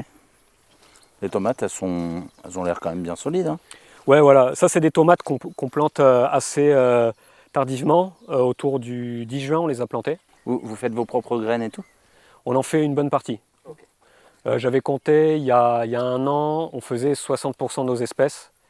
Après, si on compte toutes les variétés, vu qu'on essaye de doubler, en fait, d'avoir au moins 2 variétés par espèce, c'est moins. Voilà. Mais, et puis ça dépend, des fois ça marche. Semencier, c'est un métier. Donc on se rend compte des fois que on a gardé nos porte-graines pendant 2 ans, tout ça, et en fait nos graines ne donnent rien. Donc pareil, on apprend aussi pas mal. Mais là, on a des porte-graines en cours, on a de la coriandre, on a de la betterave, du céleri, branche. On a aussi des oignons, tout à l'heure, on ne les a pas vus, mais ils étaient à côté du caveau à légumes. Okay. Voilà. Et puis après, il y a aussi l'histoire de l'hybridation de certaines espèces entre elles. On en parlait donc, surtout sur les cucurbitacées. Voilà, sur certains cucurbitacées. Et donc, ça, par exemple, j'en fais pas. Ou sauf si je veux en faire. Enfin, je dis ça, mais en même temps, cette année, j'ai prévu de faire des courgettes, de la pollinisation à la main. Donc j'ai prévu une zone exprès pour ça. Donc les rotations, en fait, tu posais la question tout à l'heure, je ne sais pas trop comment décrire, j'essaye de faire en sorte que on essaye de faire un minimum, éviter de faire suivre les mêmes espèces ou les mêmes familles. Après, si on veut vraiment aller loin, il y a tellement de théories autour des rotations. Moi, je prêche plutôt pour de la biodiversité, c'est-à-dire essayer de mélanger le plus possible, essayer d'éviter effectivement qu'il y ait des espèces ou des familles qui se suivent. Mais si ça arrive une fois de temps en temps, c'est pas non plus dramatique. Si à côté on a quelque chose de différent, tout ça. Les plantes compagnes, là par exemple, en bordure, on a des capucines, des soucis, des ignas. Il y a une année où je les mettais vraiment au milieu des planches de culture. Et en fait, l'an dernier, c'est devenu tellement grosse qu'elle prenait la place sur les plantes potagères. Donc j'ai un peu mis de côté. Donc c'est plutôt sur le côté. J'essaye d'en mettre en bout. Là, j'ai un peu de basilic quand même et un peu d'œillet d'Inde dans les tomates. Mais j'essaye de faire en sorte qu'elles prennent pas trop la place non plus. Voilà. Excellent. Et alors je vois que tu mets quand vous avez trop de choux ou du chou qui a été un peu bouffé, vous le mettez pour que ce soit pris en priorité par les limaces, non? Ouais, c'est ça. Donc ça, c'est une de nos stratégies pour les limaces. Alors en ce moment, on en a quand même moins parce qu'il fait chaud, mais quand même très humide. Et donc on essaye de faire du compostage de surface. Ça aide beaucoup pour la limitation de la prolifération des limaces. Je l'ai lu et ça a confirmé ce qu'on a vu, c'est-à-dire que si on fait du compostage de surface avant de planter nos cultures, en fait les limaces vont plutôt aller chercher ce qui est en train de se décomposer plutôt que ce qu'on vient de planter. Et j'ai vu c'était radicalement différent, notamment sur notre plantation de coriandre. Voilà, parce que nous on fait assez peu de semi-direct, sauf qu'on n'a pas le choix. Donc semi-direct, c'est quand on met directement la graine en terre à l'emplacement final. Et non au godet. C'est ça. Ouais. Donc nous on le fait surtout pour ce qui est carottes, panais, navets, où on n'a pas trop le choix. Mais sinon on fait beaucoup de semis en godet. Écoute, alors tu vas être étonné, ça fait déjà 35 minutes. Avec Marc, c'est vrai que vous avez beaucoup à partager. Et il me semble que tu as encore pas mal de choses à nous montrer. Ouais. Mais tu as vu, ça passe vite, hein, je te disais que... Ouais, mais moi après, t'es je peux parti, être là, très je le bavard, vois. Non, mais surtout tant si tu mieux. me demandes des détails techniques. Ah non, mais moi je trouve ça... Enfin, je préfère ça que... T'imagines si je lançais quelqu'un? Ouais. Oui, non, mais oui. Moi j'invite plutôt les personnes qui regarderont la vidéo à passer à la ferme. Mais n'hésite Voilà, pas. c'est ça. On a des une horaires fois par mois. contre. Ouais, pensez à prévenir Ouais. parce que si tu dis ça à des personnes... Vous allez voir, Brian va mettre le lien de notre site dans la description. Et on fait quasiment tous les premiers dimanches du mois, une journée complète de visites, où après vous pouvez poser toutes vos questions, voilà, vraiment rentrer en détail dans tout ce qui vous fait plaisir. Vous avez beaucoup de curieux qui viennent? Ouais, on limite la place à 20 personnes, parce qu'après, faut gérer. Après, c'est aussi au niveau de la place de l'accueil pour le midi, tout ça. On essaye de faire quelque chose d'assez convivial. Donc s'il y a trop de personnes, après, on n'a pas le temps de discuter avec tout le monde. Donc là, on traverse une zone qui a été mise en culture que début de l'année dernière. Donc avant, c'était une prairie. Et justement, c'est une des zones qu'on a rapatriées, qui était un peu loin, et qu'on a mise là. Alors là, c'est un truc sur lequel l'an dernier, ça avait plutôt pas mal marché. On avait mis des pommes de terre. Là, j'ai mis des courges d'hiver, mais ça draine tellement mal que là, on voit que c'est très enherbé dans le coin, mais là, ça ne ressuit pas en fait. Donc là, c'est complètement inondé. Et donc les courges d'hiver qui sont proches de nous, elles marchent bien, mais il y en a une partie qui sont mortes. J'en ai replanté d'autres, mais bon, je pense que ça ne va pas marcher. Je ne vais pas insister trop. Ici, c'est trop humide. Ouais. Donc je vais attendre que ce soit terminé la saison, et puis je travaillerai dessus cet hiver, essayer de faire en sorte qu'on n'ait plus des problèmes d'eau comme ça d'une année sur l'autre. C'était difficile de l'anticiper l'an dernier parce que c'était tellement sec qu'en fait ça avait été mis en culture. Voilà. Mais en tout cas, ça c'est aussi des choses, des choses à apprendre d'une année sur l'autre. C'est si on fait une nouvelle mise en culture, aussi essayer d'anticiper les points les plus humides. Là, on a eu le même problème en fait, dans le même cas de figure. Ah oui. Et où on a des oignons partout, et au milieu, en fait, trop d'eau. Et on voit alors que les oignons, ils sont plutôt pas mal au fond. Voilà, au fond, ils sont très jolis. Là, ils redeviennent pas trop mal là, mais en fait, ici, c'est trop humide, quoi. Et dis-moi, pour donner de la vivacité aux... Je ne les ai pas encore filmés, vous avez quand même des animaux, je vois marqué poule là-bas. Ouais. Tu peux un petit peu nous détailler ce que Ouais, donc on a des poules, on en a une dizaine. On peut avancer, ouais. Là, on a les canards et les oies qui sont là. Alors, c'est canard et oie, c'est pour manger ou pour d'autres... Alors, au début, les oies, c'était pour nous aider à lutter contre les limaces. Les coureurs indiens, ils ont une bonne réputation, surtout dans le milieu de la permaculture. Bon, j'avoue que moi, soit je ne sais pas m'en débrouiller, soit pour nous, c'est pas efficace en tout cas. J'en suis un peu revenu, on a eu plus de soucis que d'aide de la part de canards, malgré nos essais. Donc, bon, là, on en a encore quelques-uns, mais ce matin, il y a une personne qui est venue en chercher, on commence à les donner un peu, et à terme, on diminue un peu le cheptel, parce que bon, on les nourrit quand même assez régulièrement avec le grain. Donc ça aussi, au niveau de l'autonomie, on n'est pas top pour la nourriture de certains de nos animaux, notamment les oies et les canards. Donc là, ils sont dans cette parcelle-là. Normalement, on les fait aussi, on fait des rotations aussi avec les oies et les canards. Donc ils sont dans cet étang-là, dans ce parc-là. Les oies, à la base, ça nous aidait aussi pour protéger les canards contre les prédateurs, parce qu'apparemment, ils font en sorte que, ouais, c'est des bonnes gardiennes. Et ensuite, pour aussi nous aider au niveau de l'entretien de certaines zones qu'on ne fait pas pâturer, parce qu'elles sont plutôt herbivores, donc elles vont nous aider à garder la végétation plutôt rase. Voilà.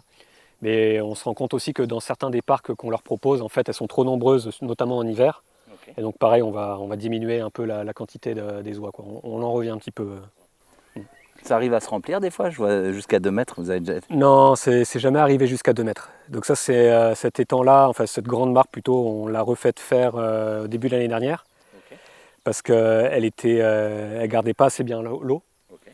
Et donc là, elle est un peu plus étanche, donc on a une bonne capacité de stockage.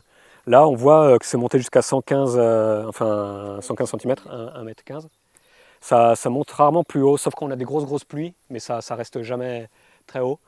On ne saurait pas trop l'expliquer parce que c'est un peu compliqué de comprendre vraiment à quel point est-ce que ça fuit ou pas, sans vraiment aller explorer. Enfin, je ne sais même pas si c'est vraiment possible. En tout cas, ça garde plutôt l'eau. Là, la quantité qu'il y a actuellement, voire un petit peu plus bas, c'est la quantité qu'on peut garder, qu'on peut stocker à l'année. Ah, il y a beaucoup de maïs. J'avais pas vu ça, des plantations de maïs derrière. C'est ça. Le maïs demandant de l'eau, peut-être que par gravité... Alors, ouais, alors ça n'a pas empêché qu'on les a quand même irrigués au goutte à goutte l'an dernier. Pas énormément. On était avec... donc au niveau de l'irrigation, on a 2 sources. La cuve de récupération d'eau de pluie, dont Marc vous parlera un peu plus tard en détail. Et on a ce bâtiment-là, enfin cette structure, qui est en fait un château d'eau, qui fonctionne donc ça nous permet de faire de l'irrigation par gravité. Il est rempli en journée quand on a des surplus d'électricité, donc il y a une pompe qui va s'activer quand on a des surplus d'électricité pour remplir les cuves qu'il y a en haut. Et le soir, quand on a tendance plutôt à arroser, eh ben on les vide par gravité. Donc ça fait 8 mètres de haut pour avoir 0,8 bar de pression dans les gouttes à gouttes. Pas mal. Voilà. Donc c'est à 8 mètres. C'est à 8 mètres. Ouais, c'est ça. T'as vu facile. Hein. Bon, par contre, les ânes, ils viennent. Ils aiment bien la compagnie. Quelle chaleur avec l'humidité. Ah ouais. C'est impressionnant. Je percevais pas. On voit les... C'est vachement sociable, un âne. Voilà, les ânes sont juste... on en a 4. J'en vois que 3 là. Ah bah oui, le 4e arrive. Et donc avec les ânes, on a commencé il y a quelques mois à les entraîner pour la traction animale. Okay. L'objectif, c'est cette zone que vous voyez ici, c'est de commencer à cultiver pour améliorer notre autonomie, notamment au niveau céréales et légumineuses. Okay. Donc pour des grandes cultures, ce qu'on appelle des grandes cultures, parce que là, la surface, elle est relativement faible, c'est juste 3000 m². 2000-3000 m². Donc pour des céréales, ça ne sera pas beaucoup, mais on y va progressivement et on va faire un test, voir à quoi on se frotte, un peu comme quand on a fait le fauchage du foin cette année à la faux. Voilà, le séchage, tout ça. Ah ben voilà, les chèvres arrivent. Donc autant les ânes que les chèvres, c'est des des races locales et plutôt rustiques. Donc c'est des chèvres pyrénéennes et des ânes pyrénéens qui ont le gros avantage, c'est qu'elles n'ont pas besoin d'avoir beaucoup d'intervention des humains. Elles sont assez, les chèvres sont assez libres. Ouais, c'est ça. On n'a pas besoin de. Alors il y a un pâturage tournant dynamique. Si je dis pas de conneries, hein, peut-être que Marc pourra vous en parler, parce que c'est lui qui s'occupe d'organiser le pâturage, les rotations des ânes, pour qu'on n'ait pas besoin de leur apporter de l'alimentation en plus à l'année. D'accord. Donc c'est une certaine gestion selon la végétation telle qu'elle se développe en été, en hiver, enfin surtout au printemps et en automne, pour qu'ils aient juste assez à manger et qu'aussi on ait des repousses qui soient satisfaisantes, notamment pour refaire du foin derrière ou pas. Mais là, on a tout le monde là. Voilà, Une on belle a tout le photo de monde. famille là. Et ça va la cohabitation entre les chèvres et les ânes? Ouais, ça se passe super bien. Ils jouent ensemble. Au début, ça a été un peu compliqué parce que les ânes sont assez territoriaux. Ah ouais. Mais c'est la seule fois où les chèvres se sont échappées. Ok. Parce que en fait, ce qu'il faut savoir, c'est que donc la limite du terrain, en tout cas vers l'ouest, elle va là-bas, au niveau des grands arbres. Ok. Les chèvres peuvent passer dessous les rubans blancs qui sont électrifiés, mais pas les ânes. Donc au début, elles se sont fait chasser par les ânes et elles ont passé chez le voisin. Mais depuis, donc, on les a représentés, tout ça. Maintenant, ils se connaissent bien. Ils savent qu'ils sont du même coin ça. maintenant. Ouais. Et les chèvres, malgré le fait qu'elles aient la possibilité d'aller chez le voisin, en Ouais. fait, elles y vont plus, quoi. Elles sont plutôt à rester vers nous. Voilà, elles vivent leur vie, elles se baladent. Ça doit avoir un peu chaud là avec. Parce Ouais. que, par Elles contre, jouent en sacré hiver, elles poison. sont bien. Hein. Ouais. Excellent. Bon, c'est vrai qu'on n'avait pas prévu de parler des animaux, mais Ouais. alors ça me fait plaisir. Mais alors ça doit être une sacrée gestion les animaux aussi. Ouais, c'est ça. Faut y être tous les jours, quoi. Donc nous, comment on fonctionne ici, c'est la personne qui s'occupe de faire les repas pour le collectif, s'occupe aussi de nourrir les animaux. Donc les poules, les canards, les oies. Ok. Après, il y a des références spécifiques sur les chèvres, les ânes. Et parce qu'il y a des choses un peu plus, on va dire, c'est un peu plus technique. Notamment, ce matin, avec Marc, on a fait le parage des ânes. C'est-à-dire qu'on s'occupe de faire l'entretien de leurs pieds. Ok. Ouais. Ils ont des sabots quand tu dis ça. Alors, on leur met pas de fer, mais ouais. Tu dois pas appuyer, non, ça tient. Et ensuite, la personne qui s'occupe, enfin qui est référente chèvre, c'est la personne qui s'occupe de les traire et de fabriquer un peu de fromage. On fabrique un peu de fromage. Bon, là, on n'a que deux chèvres qui allaitent les petits. Mais sinon, c'est pas le but des chèvres. Hein. On va dire, c'est aussi une expérimentation. D'accord. On essaye de voir ce que ça donne, tout ça, parce que là, typiquement, pour pouvoir traire les chèvres et pour avoir assez de lait, on les nourrit en plus. Oui. Alors que sinon, à l'année, comme les années précédentes, on ne faisait pas la traite, en fait, elles arrivent à se nourrir suffisamment de ce qu'elles trouvent autour d'elles. Ok, si elles n'ont pas allaité, à allaiter. À allaiter d'une part, et d'autre part, si on souhaite ne pas récupérer le lait. D'accord. Ouais, donc ça, c'est une zone un peu porte-graine. Donc c'est ce qu'on appelle le plein champ, donc avec les haricots maïs. Mais là, par exemple, il y a des haricots nains mélangés avec des courgettes, pardon. Ça sera pour les semences. Là, on a les porte-graines de betteraves et de céleri qui sont là-bas. Okay. Voilà. Là, on a des semences d'engrais verts, on a un peu de physalis, on a déjà récolté un petit bout.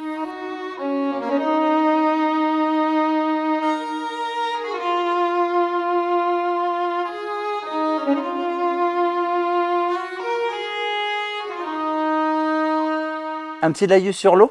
Ouais, l'eau, donc le facteur limitant ici, en tout cas un des facteurs limitants qu'on a identifié.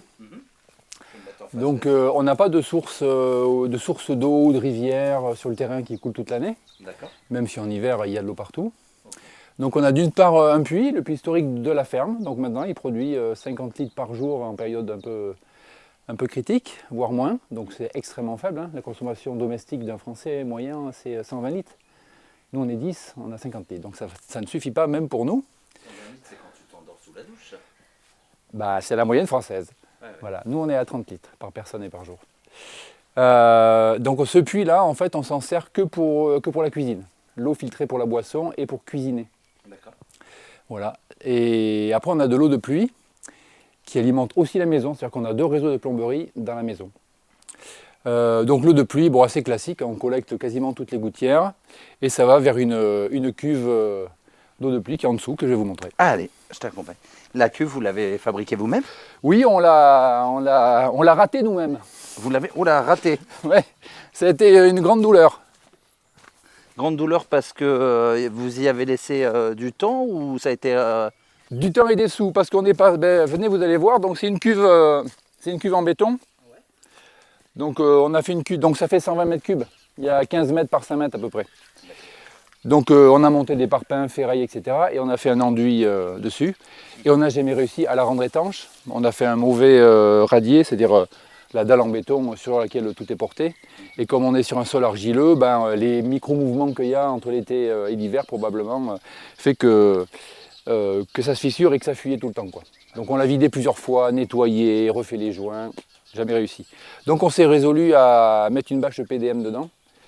Voilà, maintenant c'est étanche. Mais bon, on n'avait pas besoin de construire un bac en béton pour mettre un PDM dedans. On aurait pu juste faire un trou, par exemple. Bon, même si c'est pas si simple que ça. Et donc voilà, on a passé pas mal d'énergie sur ça. On l'a aussi couvert maintenant, parce qu'au début on avait un peu d'idée, mais en même temps ça fera piscine. Ça va être chouette, une piscine naturelle avec des plantes, tout ça. Olympique même, tellement les grandes. Voilà, alors ça bon, c'était aussi une illusion, parce qu'en fait l'été on a besoin de beaucoup d'eau, donc le niveau il baisse, donc la piscine elle a un peu l'eau qui est très basse. Et comme elle a bien chauffé et qu'elle a pris toute la végétation ici, elle est aussi bien verte, donc elle n'est pas très appétissante. Donc il n'y a qu'au printemps, quand ça se remplit avec de l'eau de pluie bien fraîche, que là c'était baignable. Voilà. Quant à la piscine naturelle épurée avec des plantes, on avait fait une petite zone de plantes ici.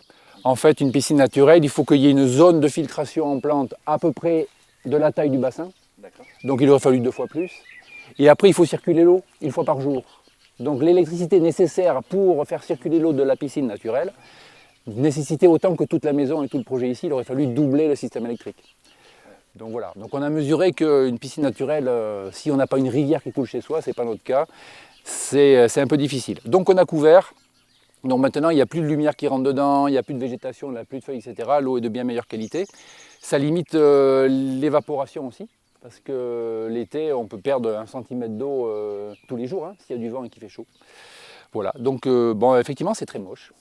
Un toit en tôle comme ça, mais maintenant, ça marche enfin correctement. Pour décrire un peu le système, pour avoir une eau correcte, on a d'abord une décantation, donc on a 1,50 m de bassin là, où l'eau arrive dedans, elle se déplace lentement parce qu'il y a une grande surface de passage quand même, et après c'est de l'autre côté qu'elle passe dans le grand bassin. Et le passage de la décantation vers le grand bassin, on prend l'eau à 20 cm sous la surface. Comme ça, ceux qui flottent restent en haut et ceux qui tombent au fond, on prend l'eau qui est la plus propre. Et de l'autre côté, c'est là qu'on puise pour l'irrigation et pour la maison. Donc ça c'était un bassin qui était prévu que pour l'irrigation, hein, mais comme le puits ne s'avère pas donner assez, on a refait un réseau vers la maison. Et donc là-bas, on a la pompe, le ballon surpresseur et les filtres. C'est vrai que le coup de la bâche PDM, si après coup tu te dis l'énergie et le temps qu'on y a passé. Eh oui. Après, s'il y a des mouvements, la bâche PDM, elle ne peut pas se déchirer si vraiment il y a une forte non, les pression. mouvements ils sont très faibles. Ok. Donc là, en plus la bâche PDM, on ne l'attend pas. Il y a des petits plis par-ci par-là, donc j'espère bien qu'elle va les accepter les mouvements. Ah, excellent. Ah, t'as de la vie là-dedans. Ah bah oui, il y a de la vie partout sur le terrain. La pompe, c'est une pompe immergée, ce qui est bien, comme ça elle est hors gel. Elle amène ça, c'est le ballon surpresseur avec le pressostat, donc il permet de mettre en marche la pompe et de la couper en fonction de la pression. D'accord. Le ballon surpresseur, c'est pour qu'on n'ait pas besoin que la pompe se mette en marche dès qu'on ouvre un robinet. Et oui. Hein, ça on a, un petit peu. voilà, la pompe remplit ce ballon-là, entre guillemets, donc le monte en pression. Quand on consomme de l'eau, la pression baisse et à un moment donné, la pompe se remet en marche pour remplir le ballon. Donc il y a des arrêts départ qui sont beaucoup moins fréquents et c'est bien meilleur pour garder la pompe. Pour le moteur, voilà, pour garder la pompe. Et là, on a les 2 filtres. Donc on a un premier filtre 50 microns qui est lavable. 50 microns, on voit une grille, hein, à l'œil nu on le voit. Ça permet d'enlever toutes les grosses impuretés, etc. Tout ce qui pourrait boucher le goutte à goutte. Genre les sables? Ou c'est vraiment déjà trop? Alors les sables, il n'y en a pas parce que comme il y a une décantation avant, c'est que des choses qui sont plus légères que ça. D'accord. Voilà. Donc après ce filtre de 50 microns, on a un départ vers le bas. Donc ça c'est l'eau pour l'irrigation. Et après, on a un deuxième filtre qui est un filtre 5 microns. Donc là, ça rend l'eau claire. À l'œil, on ne voit plus d'impuretés. C'est pas pour ça qu'elle est potable, hein. Tous les bactéries, virus passent à travers. Et donc ça part vers la maison, côté salle de bain. Et on a des compteurs partout, parce qu'en fait, pour arriver à bien maîtriser l'eau, qui est donc un facteur critique ici, on a partout où on a des consommations, il y a un compteur. Et on mesure la pluviométrie, donc on sait qu'est-ce qui doit rentrer théoriquement. On mesure les niveaux aussi. Et donc ça permet de déterminer s'il n'y a pas des fuites. Et s'il n'y en a pas, de savoir quelles sont nos consommations mois par mois, quoi. Et oui, c'est tellement une ressource précieuse ici tout sur à ce fait. terrain que chaque goutte est... Voilà. Donc ça me permet de dire que notre puits il produit 50 litres par jour en période sèche et qu'au maximum il est monté à 350. Ça c'est en mesurant le niveau de puits et ce qui est consommé. Alors outre l'eau du puits et l'eau de pluie, on a différentes mares, on en a 7 qu'on a creusées à divers endroits où il nous semblait qu'il y avait une certaine stagnation d'eau, ou alors une configuration qui faisait que ça pouvait se remplir. On ne les a pas étanchéifiées. Donc on en a certaines qui tiennent en eau toutes seules. Et enfin, toutes elles réagissent un peu différemment. Voilà. Donc il y en a une qui est là au-dessus, qu'on va aller voir, qu'on appelle l'étang. Oui, on l'a vu tout à l'heure avec le... Voilà, bon, mais donc j'y reviens pas. Simplement, elle, c'est un apport d'eau en plus pour l'irrigation. Et là, que l'irrigation, parce que là, c'est de l'eau qui est quand même beaucoup plus chargée que ce qu'on peut avoir l'eau de pluie. Et donc ça, sur l'irrigation, ça doit faire peut-être un quart de notre consommation. Voilà. Et elle se remplit toute seule. La mare, oui. Donc, par la pluie, par le ruissellement. Mais après, quand on pompe, ça se remplit par le sol. Il reste toujours un petit peu d'eau au fond. En tout cas, l'année dernière, il faisait très très chaud. On n'a pas réussi à la vider, quoi.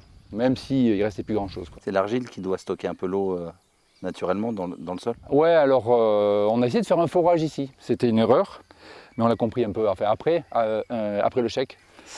C'est l'échec et le chèque. Voilà. Donc ici, c'est très argileux sur plusieurs mètres de profondeur. Donc l'argile, c'est gorgé d'eau, mais l'eau ne circule pas ou très lentement. Donc si on fait un trou, il va se remplir d'eau tôt ou tard, mais lentement. C'est pour ça que notre puits, qui devait être peut-être sur une veine, et la veine n'y est plus, peut-être parce que ce puits n'a pas été utilisé pendant plusieurs décennies, et donc l'eau, au bout d'un moment, elle est passée ailleurs. Et maintenant, il se remplit que par le suintement qui est à travers l'argile, et donc c'est très lent. Et peut-être le fait de le solliciter, ça pourrait parvenir ce genre de... C'est ce que j'espérais il y a quelques années. Mais pour le moment, il fait la sourde oreille. Voilà, donc un forage ici, il aurait fallu que l'on tombe sur une zone caillouteuse et qu'on forge juste en bas. Et donc la zone caillouteuse aurait fait office de drain. Mais ça, comment est-ce qu'on la trouve Voilà, on a fait venir des sourciers, moi j'y crois pas trop, mais maintenant j'y crois encore moins, puisqu'on en a fait venir 2 qui ne se connaissaient pas, ils ne sont pas venus au même moment, ils nous ont dit des choses qui étaient différentes, mais ils ont trouvé des veines d'eau, pas les mêmes, mais qui se croisaient, donc on a dit aux foreurs de forêt là où ça se croisait, il n'y avait pas d'eau. C'était peut-être 2 écoles différentes, c'est pour ça. Ouais. Tu sais, moi, mon expérience vis-à-vis de ça, c'est que je voulais faire un puits, un forage. Et quand j'ai appelé une entreprise de forage, ils m'ont dit, nous, on ne fait pas de puits si vous ne faites pas intervenir des sourciers. Il nous a dit pareil le nôtre. Ah ben oui. Donc c'est quoi? C'est qu'entre eux, ils sont de mèche ou quand même il y a une... Moi j'espérais que le foreur, il ait une connaissance du terroir ici, et qu'il sache par expérience où est-ce qu'il y a d'eau, où est-ce qu'il n'y en a pas, etc. J'en ai trouvé un autre comme ça, mais après coup, mais qui était trop loin, il ne voulait pas venir, c'était pas son secteur. Mais celui qu'on a là, il s'est un peu défaussé sur un sourcier, et le sourcier, il a pris ses 100 balles au black pour un quart d'heure de boulot, et puis on a foré, il n'y avait pas d'eau, quoi. Voilà. Et quand on lui a dit, il prenait pas très bien la critique. C'est peut-être pour se disculper que justement les foreurs demandent de passer par les sourciers. Ah ben oui, il se renvoyait bien la balle. Ah ouais. Bon, enfin bon, en tout cas nous on n'avait pas d'eau. Et après, il y a un gros site Total ici, c'est même le siège de Total. Et on a un gars de Total Énergie, enfin un hydrogéologue qui bosse au Total, qui est venu, un gars qui était intéressé par le projet, etc. Et il a dit, si vous voulez, moi je vous fais une petite étude vite fait. Je fais un forage de puits.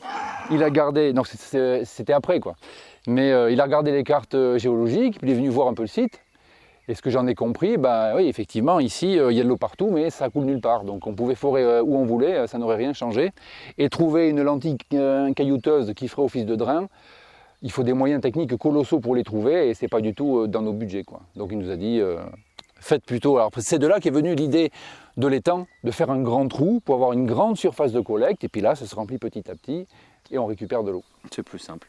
Et alors, vous en avez fait quoi quand vous creusez, vous en avez fait quoi de l'argile? Vous en êtes servi dans les murs ou? Oh non, là ça fait le remblai autour. Ok. Voilà. Tout simplement. Ouais. Donc ça, c'est peut-être une zone qui pourrait être artificialisée, parce que en fait, si on envoie beaucoup d'eau, ça rentre dans le sol. Après, ça nous le rend plus tard. Mais on pourrait imaginer quelque chose où on artificialise pour pouvoir stocker de l'eau, mais dessous on pompe quand il y en a pour renvoyer par-dessus. Eh oui, un peu comme les méga bassines dans l'esprit. Dans l'esprit, voilà. Dans l'esprit, hein, mais bon, on se comprend. On se comprend. Non, c'est pas du forage. C'est pas du forage profond pour de fossiles, c'est plutôt de l'eau de ruissellement de pluie. Dis-moi, pour la partie potabilisation de l'eau, quand vous prenez l'eau du puits, vous la faites souvent tester ou vous l'avez fait tester une fois? On teste nous-mêmes avec des petits kits simples. Ouais. Comme on a une filtration céramique charbon actif, Ok.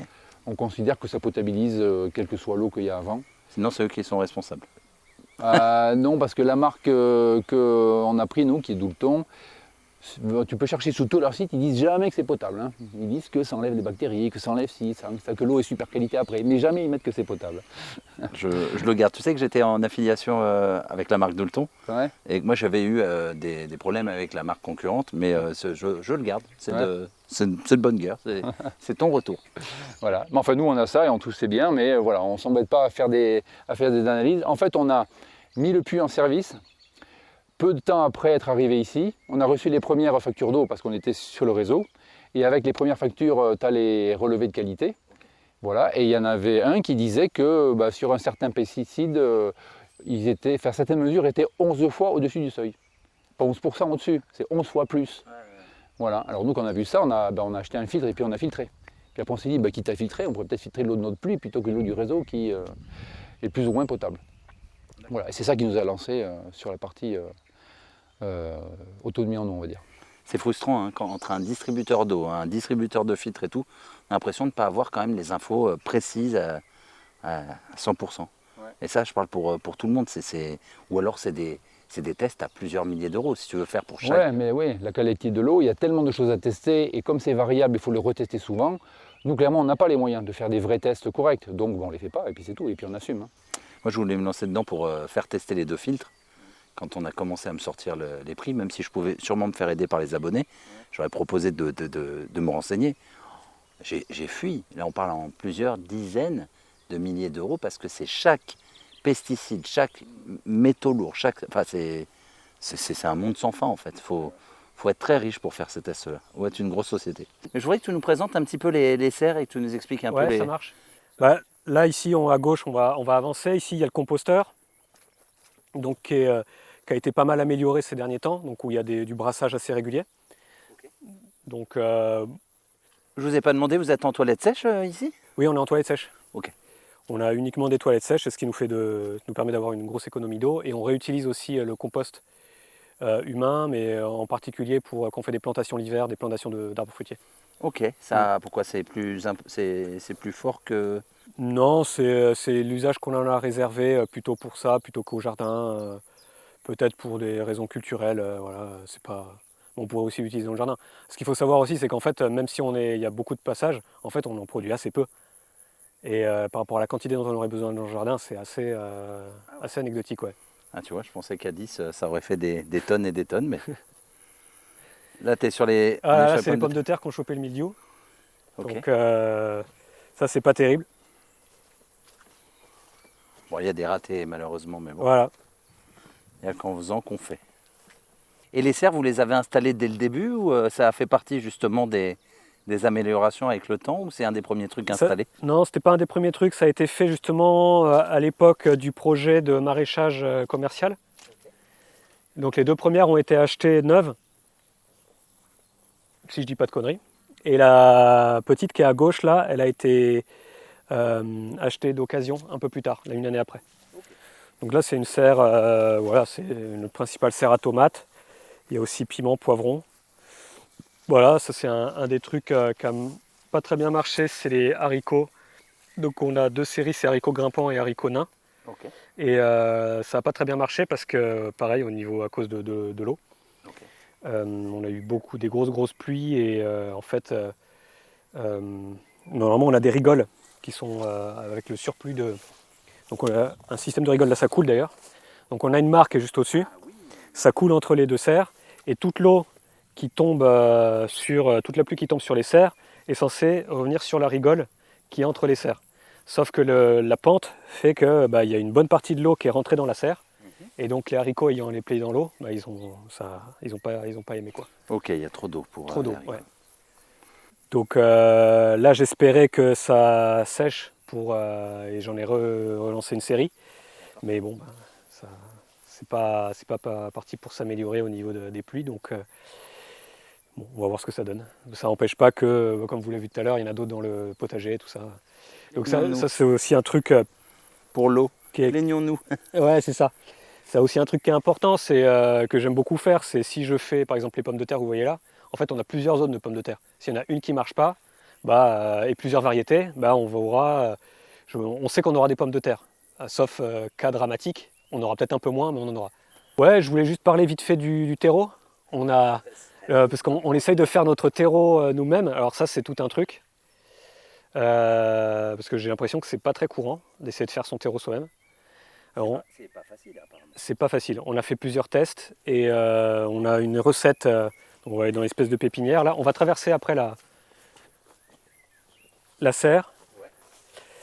Donc ça, c'était, on avait deux terreaux, un terreau de rempotage et un terreau de semis, qui valent ce qu'ils valent, mais en tout cas, d'après nos essais, c'était correct. En essayant d'avoir des matériaux les plus, on va dire, qu'on peut avoir à portée de main, quoi, sans que ce soit acheté, voilà. Donc on avait de la terre de taupinière, c'est de la terre argileuse d'ici, Ok. du sable et du compost tamisé. Voilà, ça c'était pour avoir du terreau très fin. Et après le terreau de rempotage, c'était à peu près les mêmes ingrédients mais sous différentes formes. Parce qu'on le tamise ou pas. Voilà. Et donc ça a marché un moment, mais avec des résultats quand même pas dingues, notamment au niveau des semis. D'accord. Donc avec des semis qui sont plutôt, on va dire, aléatoires, quand on n'a pas des taux de germination dingues. Ok. Mais après, ça dépend aussi des espèces. Ok. Un truc sur lequel qu'on a commencé à tester l'hiver dernier et qui marche bien, c'est le terreau de feuilles. Et qui est vraiment très chouette. Bon, ça prend du temps par contre, c'est 1 ou 2 ans. Enfin, en tout cas, nous, on le sépare tout ce qui est feuillu et puis chêne. On ne les mélange pas ensemble. Le chêne, il va plutôt se décomposer pendant 2 ans et le reste pendant 1 an. Donc on peut le réutiliser au bout d'1 an. On le tamise et ça fait un super terreau. Voilà. Et donc on a des bons résultats avec ça. Excellent comme retour. Je vois derrière, c'est quoi? C'est des petites. C'est pour lancer? C'est un petit... Alors ça, c'est une pépinière aussi. Ah, ok, donc on a des je crois que plaques. ça a un rapport avec le terreau, excuse-moi. Ouais, il y a des plaques et ça c'est j'ai l'impression que je parle que de nos échecs, mais ça c'est j'ai essayé de faire des brocolis calabrais, ça doit être mon 5e ou 6e semis. Ok. L'an dernier je pensais que c'était parce qu'il faisait trop chaud et montait à graines très vite. Ouais. Cette année j'ai fait encore 2 semis, j'en ai commencé un très tôt, il faisait pas très chaud. Ouais. Pareil, il est monté à graines, celui-là est pareil, il est monté à graines, donc je pense que ça vient des semences. Ah, Parce ouais. qu'au bout de 5 ou 6 fois, là en persistant, en leur donnant vraiment les bonnes conditions, tout ça. Ou peut-être que dans les commentaires, les spectateurs et spectatrices peuvent donner leur retour. Mais abonnez-vous avant alors. Bah écoute, attends, je vais juste. Parce que tu me dis, j'ai l'impression qu'on parle d'échecs. Ouais. Je vais quand même présenter au loin.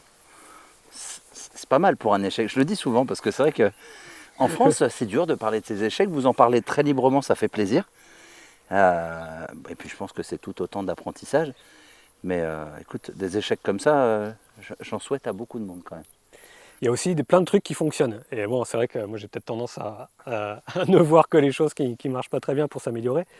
Mais ouais, là, par exemple les carottes, quelque chose qui est quand même quelque chose de plutôt technique. En tout cas, je connais beaucoup de gens qui galèrent avec les carottes. Et je ne dirais pas qu'on sait qu'on a l'itinéraire technique parfait pour les carottes. Mais en tout cas, cette année, on arrive à avoir des carottes satisfaisantes. Et là, depuis cet hiver, on a des carottes très régulièrement, quoi. Et grâce à quoi? Il y a peut-être 2-3 choses que tu as changé pour que ça fonctionne? Alors, Ou c'est de la chance? Alors, ce qu'il y a, c'est que là, on en a encore pour une demi-heure à parler de carottes. Mais... C'est vrai? Ah merde, c'est pas que...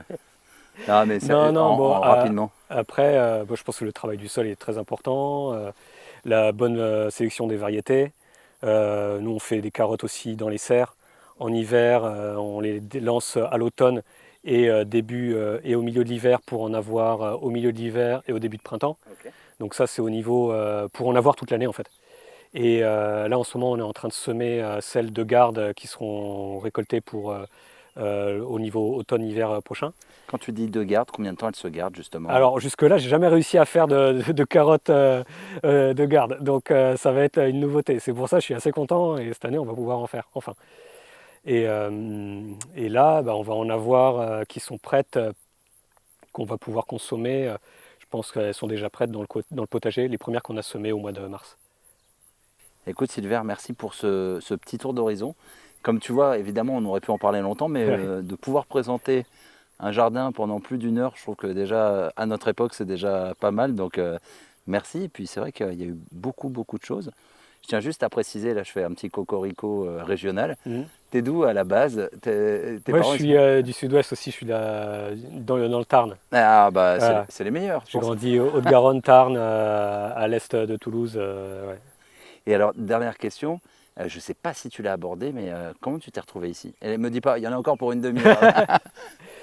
Moi, j'avais une vie assez classique. J'étais développeur web, motion designer, un boulot qui me plaisait. Et puis, beaucoup de choses. À mon avis, c'est beaucoup de rencontres. Et puis, c'est très progressif.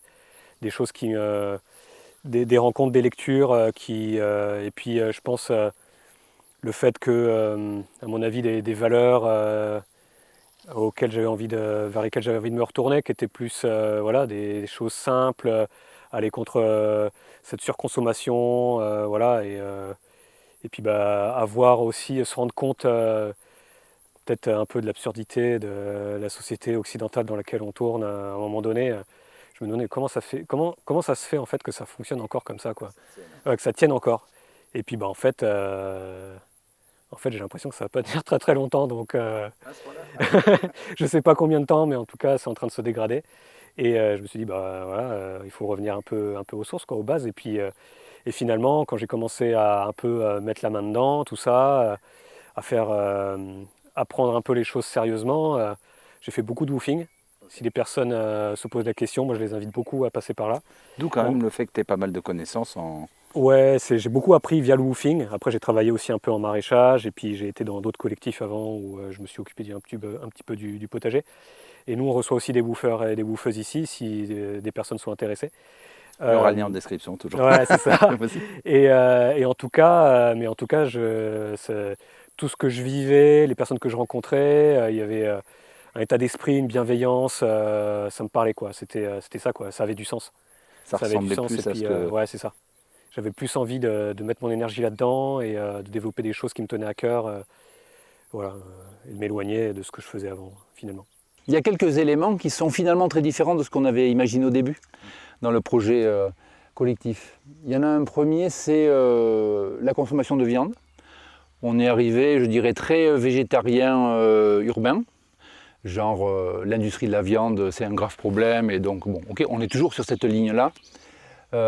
Mais ça avait pas mal impacté le projet, influé sur le projet, où en fait on ne voulait pas faire d'élevage, on voulait faire que du végétal, parce qu'avec du végétal, avec la même surface, on va nourrir plus de personnes. Bon. Chose vraie avec l'expérience? Hein? Chose vraie? Ben oui, mais voilà, mais il y a un mais, c'est que nous on s'est aperçu que en voulant être non mécanisé, si on n'a pas d'animaux, en fait on n'arrive pas à tenir les 10 hectares. C'est pas possible. Voilà. Et les prairies là que l'on voit ici, c'est pas naturel. C'est une zone artificielle, maintenir une prairie ici. Ici en Béarn, la forêt naturelle, l'état naturel, c'est la forêt de feuillus. Donc si on ne fait rien, il y a des ronces qui poussent, ça fait 2 mètres au bout de 3-4 ans, et puis au bout de 50 ans, une forêt a poussé à travers et puis on a une forêt. Bon, donc nous, on n'a pas acheté ce terrain-là pour avoir quelques hectares de ronces. D'autant plus qu'en termes d'intégration sociale sur le territoire, c'est très problématique. Si tu as des néos qui arrivent, qui prennent des terres qui ont été cultivées par quelqu'un qui était connu du village, etc., et que ces terres, on les laisse partir en ronces, on est vachement mal vu. Aussi, voilà. C'est ça un peu... ça fait une perte de patrimoine agricole. On peut aussi considérer qu'on rend une partie à la nature, etc., ce qui peut s'entendre aussi. Mais enfin bon, bien s'intégrer dans un village, c'est aussi un aspect important. Et enfin, l'autonomie alimentaire, dont j'aimerais parler aussi. c'est aussi être autonome sur les intrants. C'est-à-dire on cultive en fait finalement une petite surface, un demi-hectare à peu près sur les 10 que l'on a, mais il faut les fertiliser, quoi. Et si les intrants, on les achète à l'extérieur, c'est une autonomie, encore une fois, qui est très relative. Eh oui, oui. Voilà. Donc les pâturages autour, grâce aux animaux, ça nous permet aussi d'utiliser ce grand capteur solaire de 10 hectares et de rapatrier cette énergie sur la petite zone cultivée. Et les animaux nous aident à ça, notamment les ânes, qui font du crottin assez gros et qui est ramassable, et en plus, ils sont gentils, ils nous font des tas, plutôt que de faire ça un peu partout. Cool. Voilà, donc ça se ramasse assez facilement à la pelle à la brouette. Et on a des moutons aussi en bas du terrain qui tiennent ouvert un verger. Et là, ben, ça nous fait une petite production de viande, puisque maintenant on a atteint le nombre de bêtes qui va bien par rapport à l'espace qu'il faut tenir ouvert de ce verger. Et ben, donc il faut tuer autant de bêtes maintenant qu'il en est tous les ans. Donc on pourrait faire le choix de ne pas les faire se reproduire, mais on se prive d'une ressource alimentaire qui est quand même faible, mais pas négligeable, quoi. Pas trop dur la mise à mort d'une bête qu'on voit. Eh bien, on a appris. On considère qu'elles ont une vie correcte dans un environnement, enfin, elles ont de la place, etc. Donc on s'est dit que l'autonomie alimentaire, donc, sur laquelle je voudrais venir maintenant, pour moi c'est un des aspects qui est le plus compliqué. Autant l'électricité solaire, tu achètes un gros kit, tu lis le mode d'emploi et puis tu y arrives, quoi. Une fois que c'est installé, c'est installé. Voilà. Après, bon, tu as des pannes, c'est compliqué, etc. Il faut un certain goût pour la technique qui peut rebuter certains. Il faut même peut-être certaines bases scientifiques. Mais c'est assez binaire. Quand tu as le machin, quand tu as fait les bons branchements, ça marche. Et quand tu ne les as pas bien fait, ben, ça ne marche pas. Mais c'est plutôt binaire. Tandis que le jardin, c'est un monde où tu peux progresser sans limite. Tu peux toujours t'améliorer. Il y a tout un tas d'interactions compliquées, de compromis à trouver. C'est beaucoup plus flou et beaucoup plus complexe au final, quoi. Donc c'est peut-être ça le plus gros chantier à la ferme légère dans notre quête d'autonomie pour une empreinte écologique plus faible. Et voilà, c'est là où un peu de consommation de viande, s'il y a une zone qu'on n'est pas en capacité de cultiver et qu'on n'a pas envie d'aller faucher avec un tracteur, voilà, on met des moutons et ça produit un peu de viande et on mange un peu de moutons. Voilà. Même si c'est, on va dire, c'est une fois par mois, quoi. C'est déjà bien. Voilà. C'est de la bonne viande. Voilà. Donc c'est quelque chose qui a fait un peu débat à un moment donné à la ferme légère. Et je sais que ça fera débat en commentaire parce qu'il y en a à chaque fois qui me reprennent en me disant comment on peut parler, qu'on pense qu'ils ont eu une belle vie si on décide de la mise à mort. Ouais, tout à fait. Bon, après, ce sont des... Ouais. Après, ce sont des animaux domestiques, hein. Donc on ne les rend pas à la vie sauvage. Soit on arrête de les faire se reproduire, ce sont des espèces qui disparaissent, et on rend les surfaces à la vie sauvage où il y aura des chevreuils, etc. Bon, très bien. Mais ces animaux-là, ils sont domestiques et ils ont coévolué avec l'homme. Donc effectivement, on peut critiquer le fait de les manger. Nous, ce qu'on critique principalement, c'est une dimension industrielle de cette production de viande. Également. Bien sûr, qui dit industrie, en général, il y a la pollution qui va avec. Et nous, on ne se sent pas en capacité maintenant d'aller vers de l'autonomie alimentaire non mécanisée, sans cette exploitation animale, parce que je reconnais que c'est une exploitation animale, mais on l'a fait à une échelle qui nous semble beaucoup plus acceptable. Voilà, mais je comprends tout à fait que ça soit critiqué par d'autres. Mais tu le verras Voilà. en commentaire. Ouais. Marc, j'aimerais qu'on termine sur la partie stage. C'est aussi quelque chose qui m'intéresse parce que quand je montre un lieu et que vous ne pouvez pas recevoir de personnes, après, il y a beaucoup de personnes frustrées aussi. Tu peux nous en parler pendant quelques minutes ? Bien sûr, ouais. Donc nous, on est un lieu qui est très ouvert. On aime bien faire la promotion de notre mode de vie, d'inviter les gens à faire un pas de côté, à oser d'aller vers un mode de vie beaucoup plus sobre et beaucoup plus en lien avec la nature, sans cacher que ça nécessite énormément de travail. Ça se voit. Hein, voilà, donc la notion de temps de travail, de loisirs, etc. Devient floue et disparaît dans un projet comme celui-ci. On s'en s'approche plutôt d'un mode de vie paysan, où il y a toujours des trucs à faire. Et donc on a envie d'inviter plein de gens à plus ou moins boycotter la société de consommation et aller vers des systèmes plus autonomes, indépendants, même si on essaie d'être lié avec plein de choses.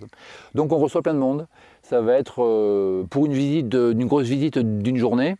On appelle ça les journées découvertes, il y en a une par mois. Il y a des gens qui viennent vivre avec nous pendant plusieurs mois, voire plusieurs années, mais c'est quand même pour une durée limitée dans le temps, parce que c'est une étape dans leur vie. C'est pour ça qu'on a aussi pas mal de renouvellement sur le lieu, des gens qui changent. Et puis entre les deux, on fait plusieurs types de stages.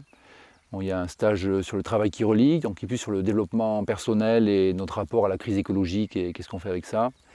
On fait 4 jours d'immersion qu'on appelle résidence décoiffante, où là c'est simplement venir vivre avec nous et on essaie de concentrer sur ces 4 jours différentes activités assez représentatives du lieu et puis assez rigolotes, mais c'est finalement vivre notre vie avec nous pendant 4 jours. Comprendre ce que ça implique aussi, je présume. Voilà. En 4 jours, on se fait une petite idée. Voilà, découvrir nos modes de cuisson, etc. Et puis on a 2 stages à contenu plus technique qui sont un sur l'autonomie en eau et en énergie. Donc vraiment en détail le fonctionnement d'une installation, son dimensionnement, etc. Et les points qu'il faut connaître pour ne pas se planter. Et un dernier stage qui est sur les bases de l'auto-éco-construction.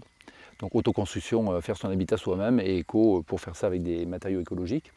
Où là c'est un stage qui essaie de faire un peu le tour d'horizon de tout ce qu'on peut envisager, depuis la yourte jusqu'à la rénovation en dur, et de voir un peu quels sont les tenants aboutissants, les contraintes, et manipuler un peu le bois, toucher un peu les machines à bois, tripoter la terre, voilà, pour pouvoir faire un tour d'horizon, pour pouvoir après chacun puisse sentir qu'est-ce qu'il a envie d'aller affiner comme connaissance pour finalement faire un habitat qui lui convienne.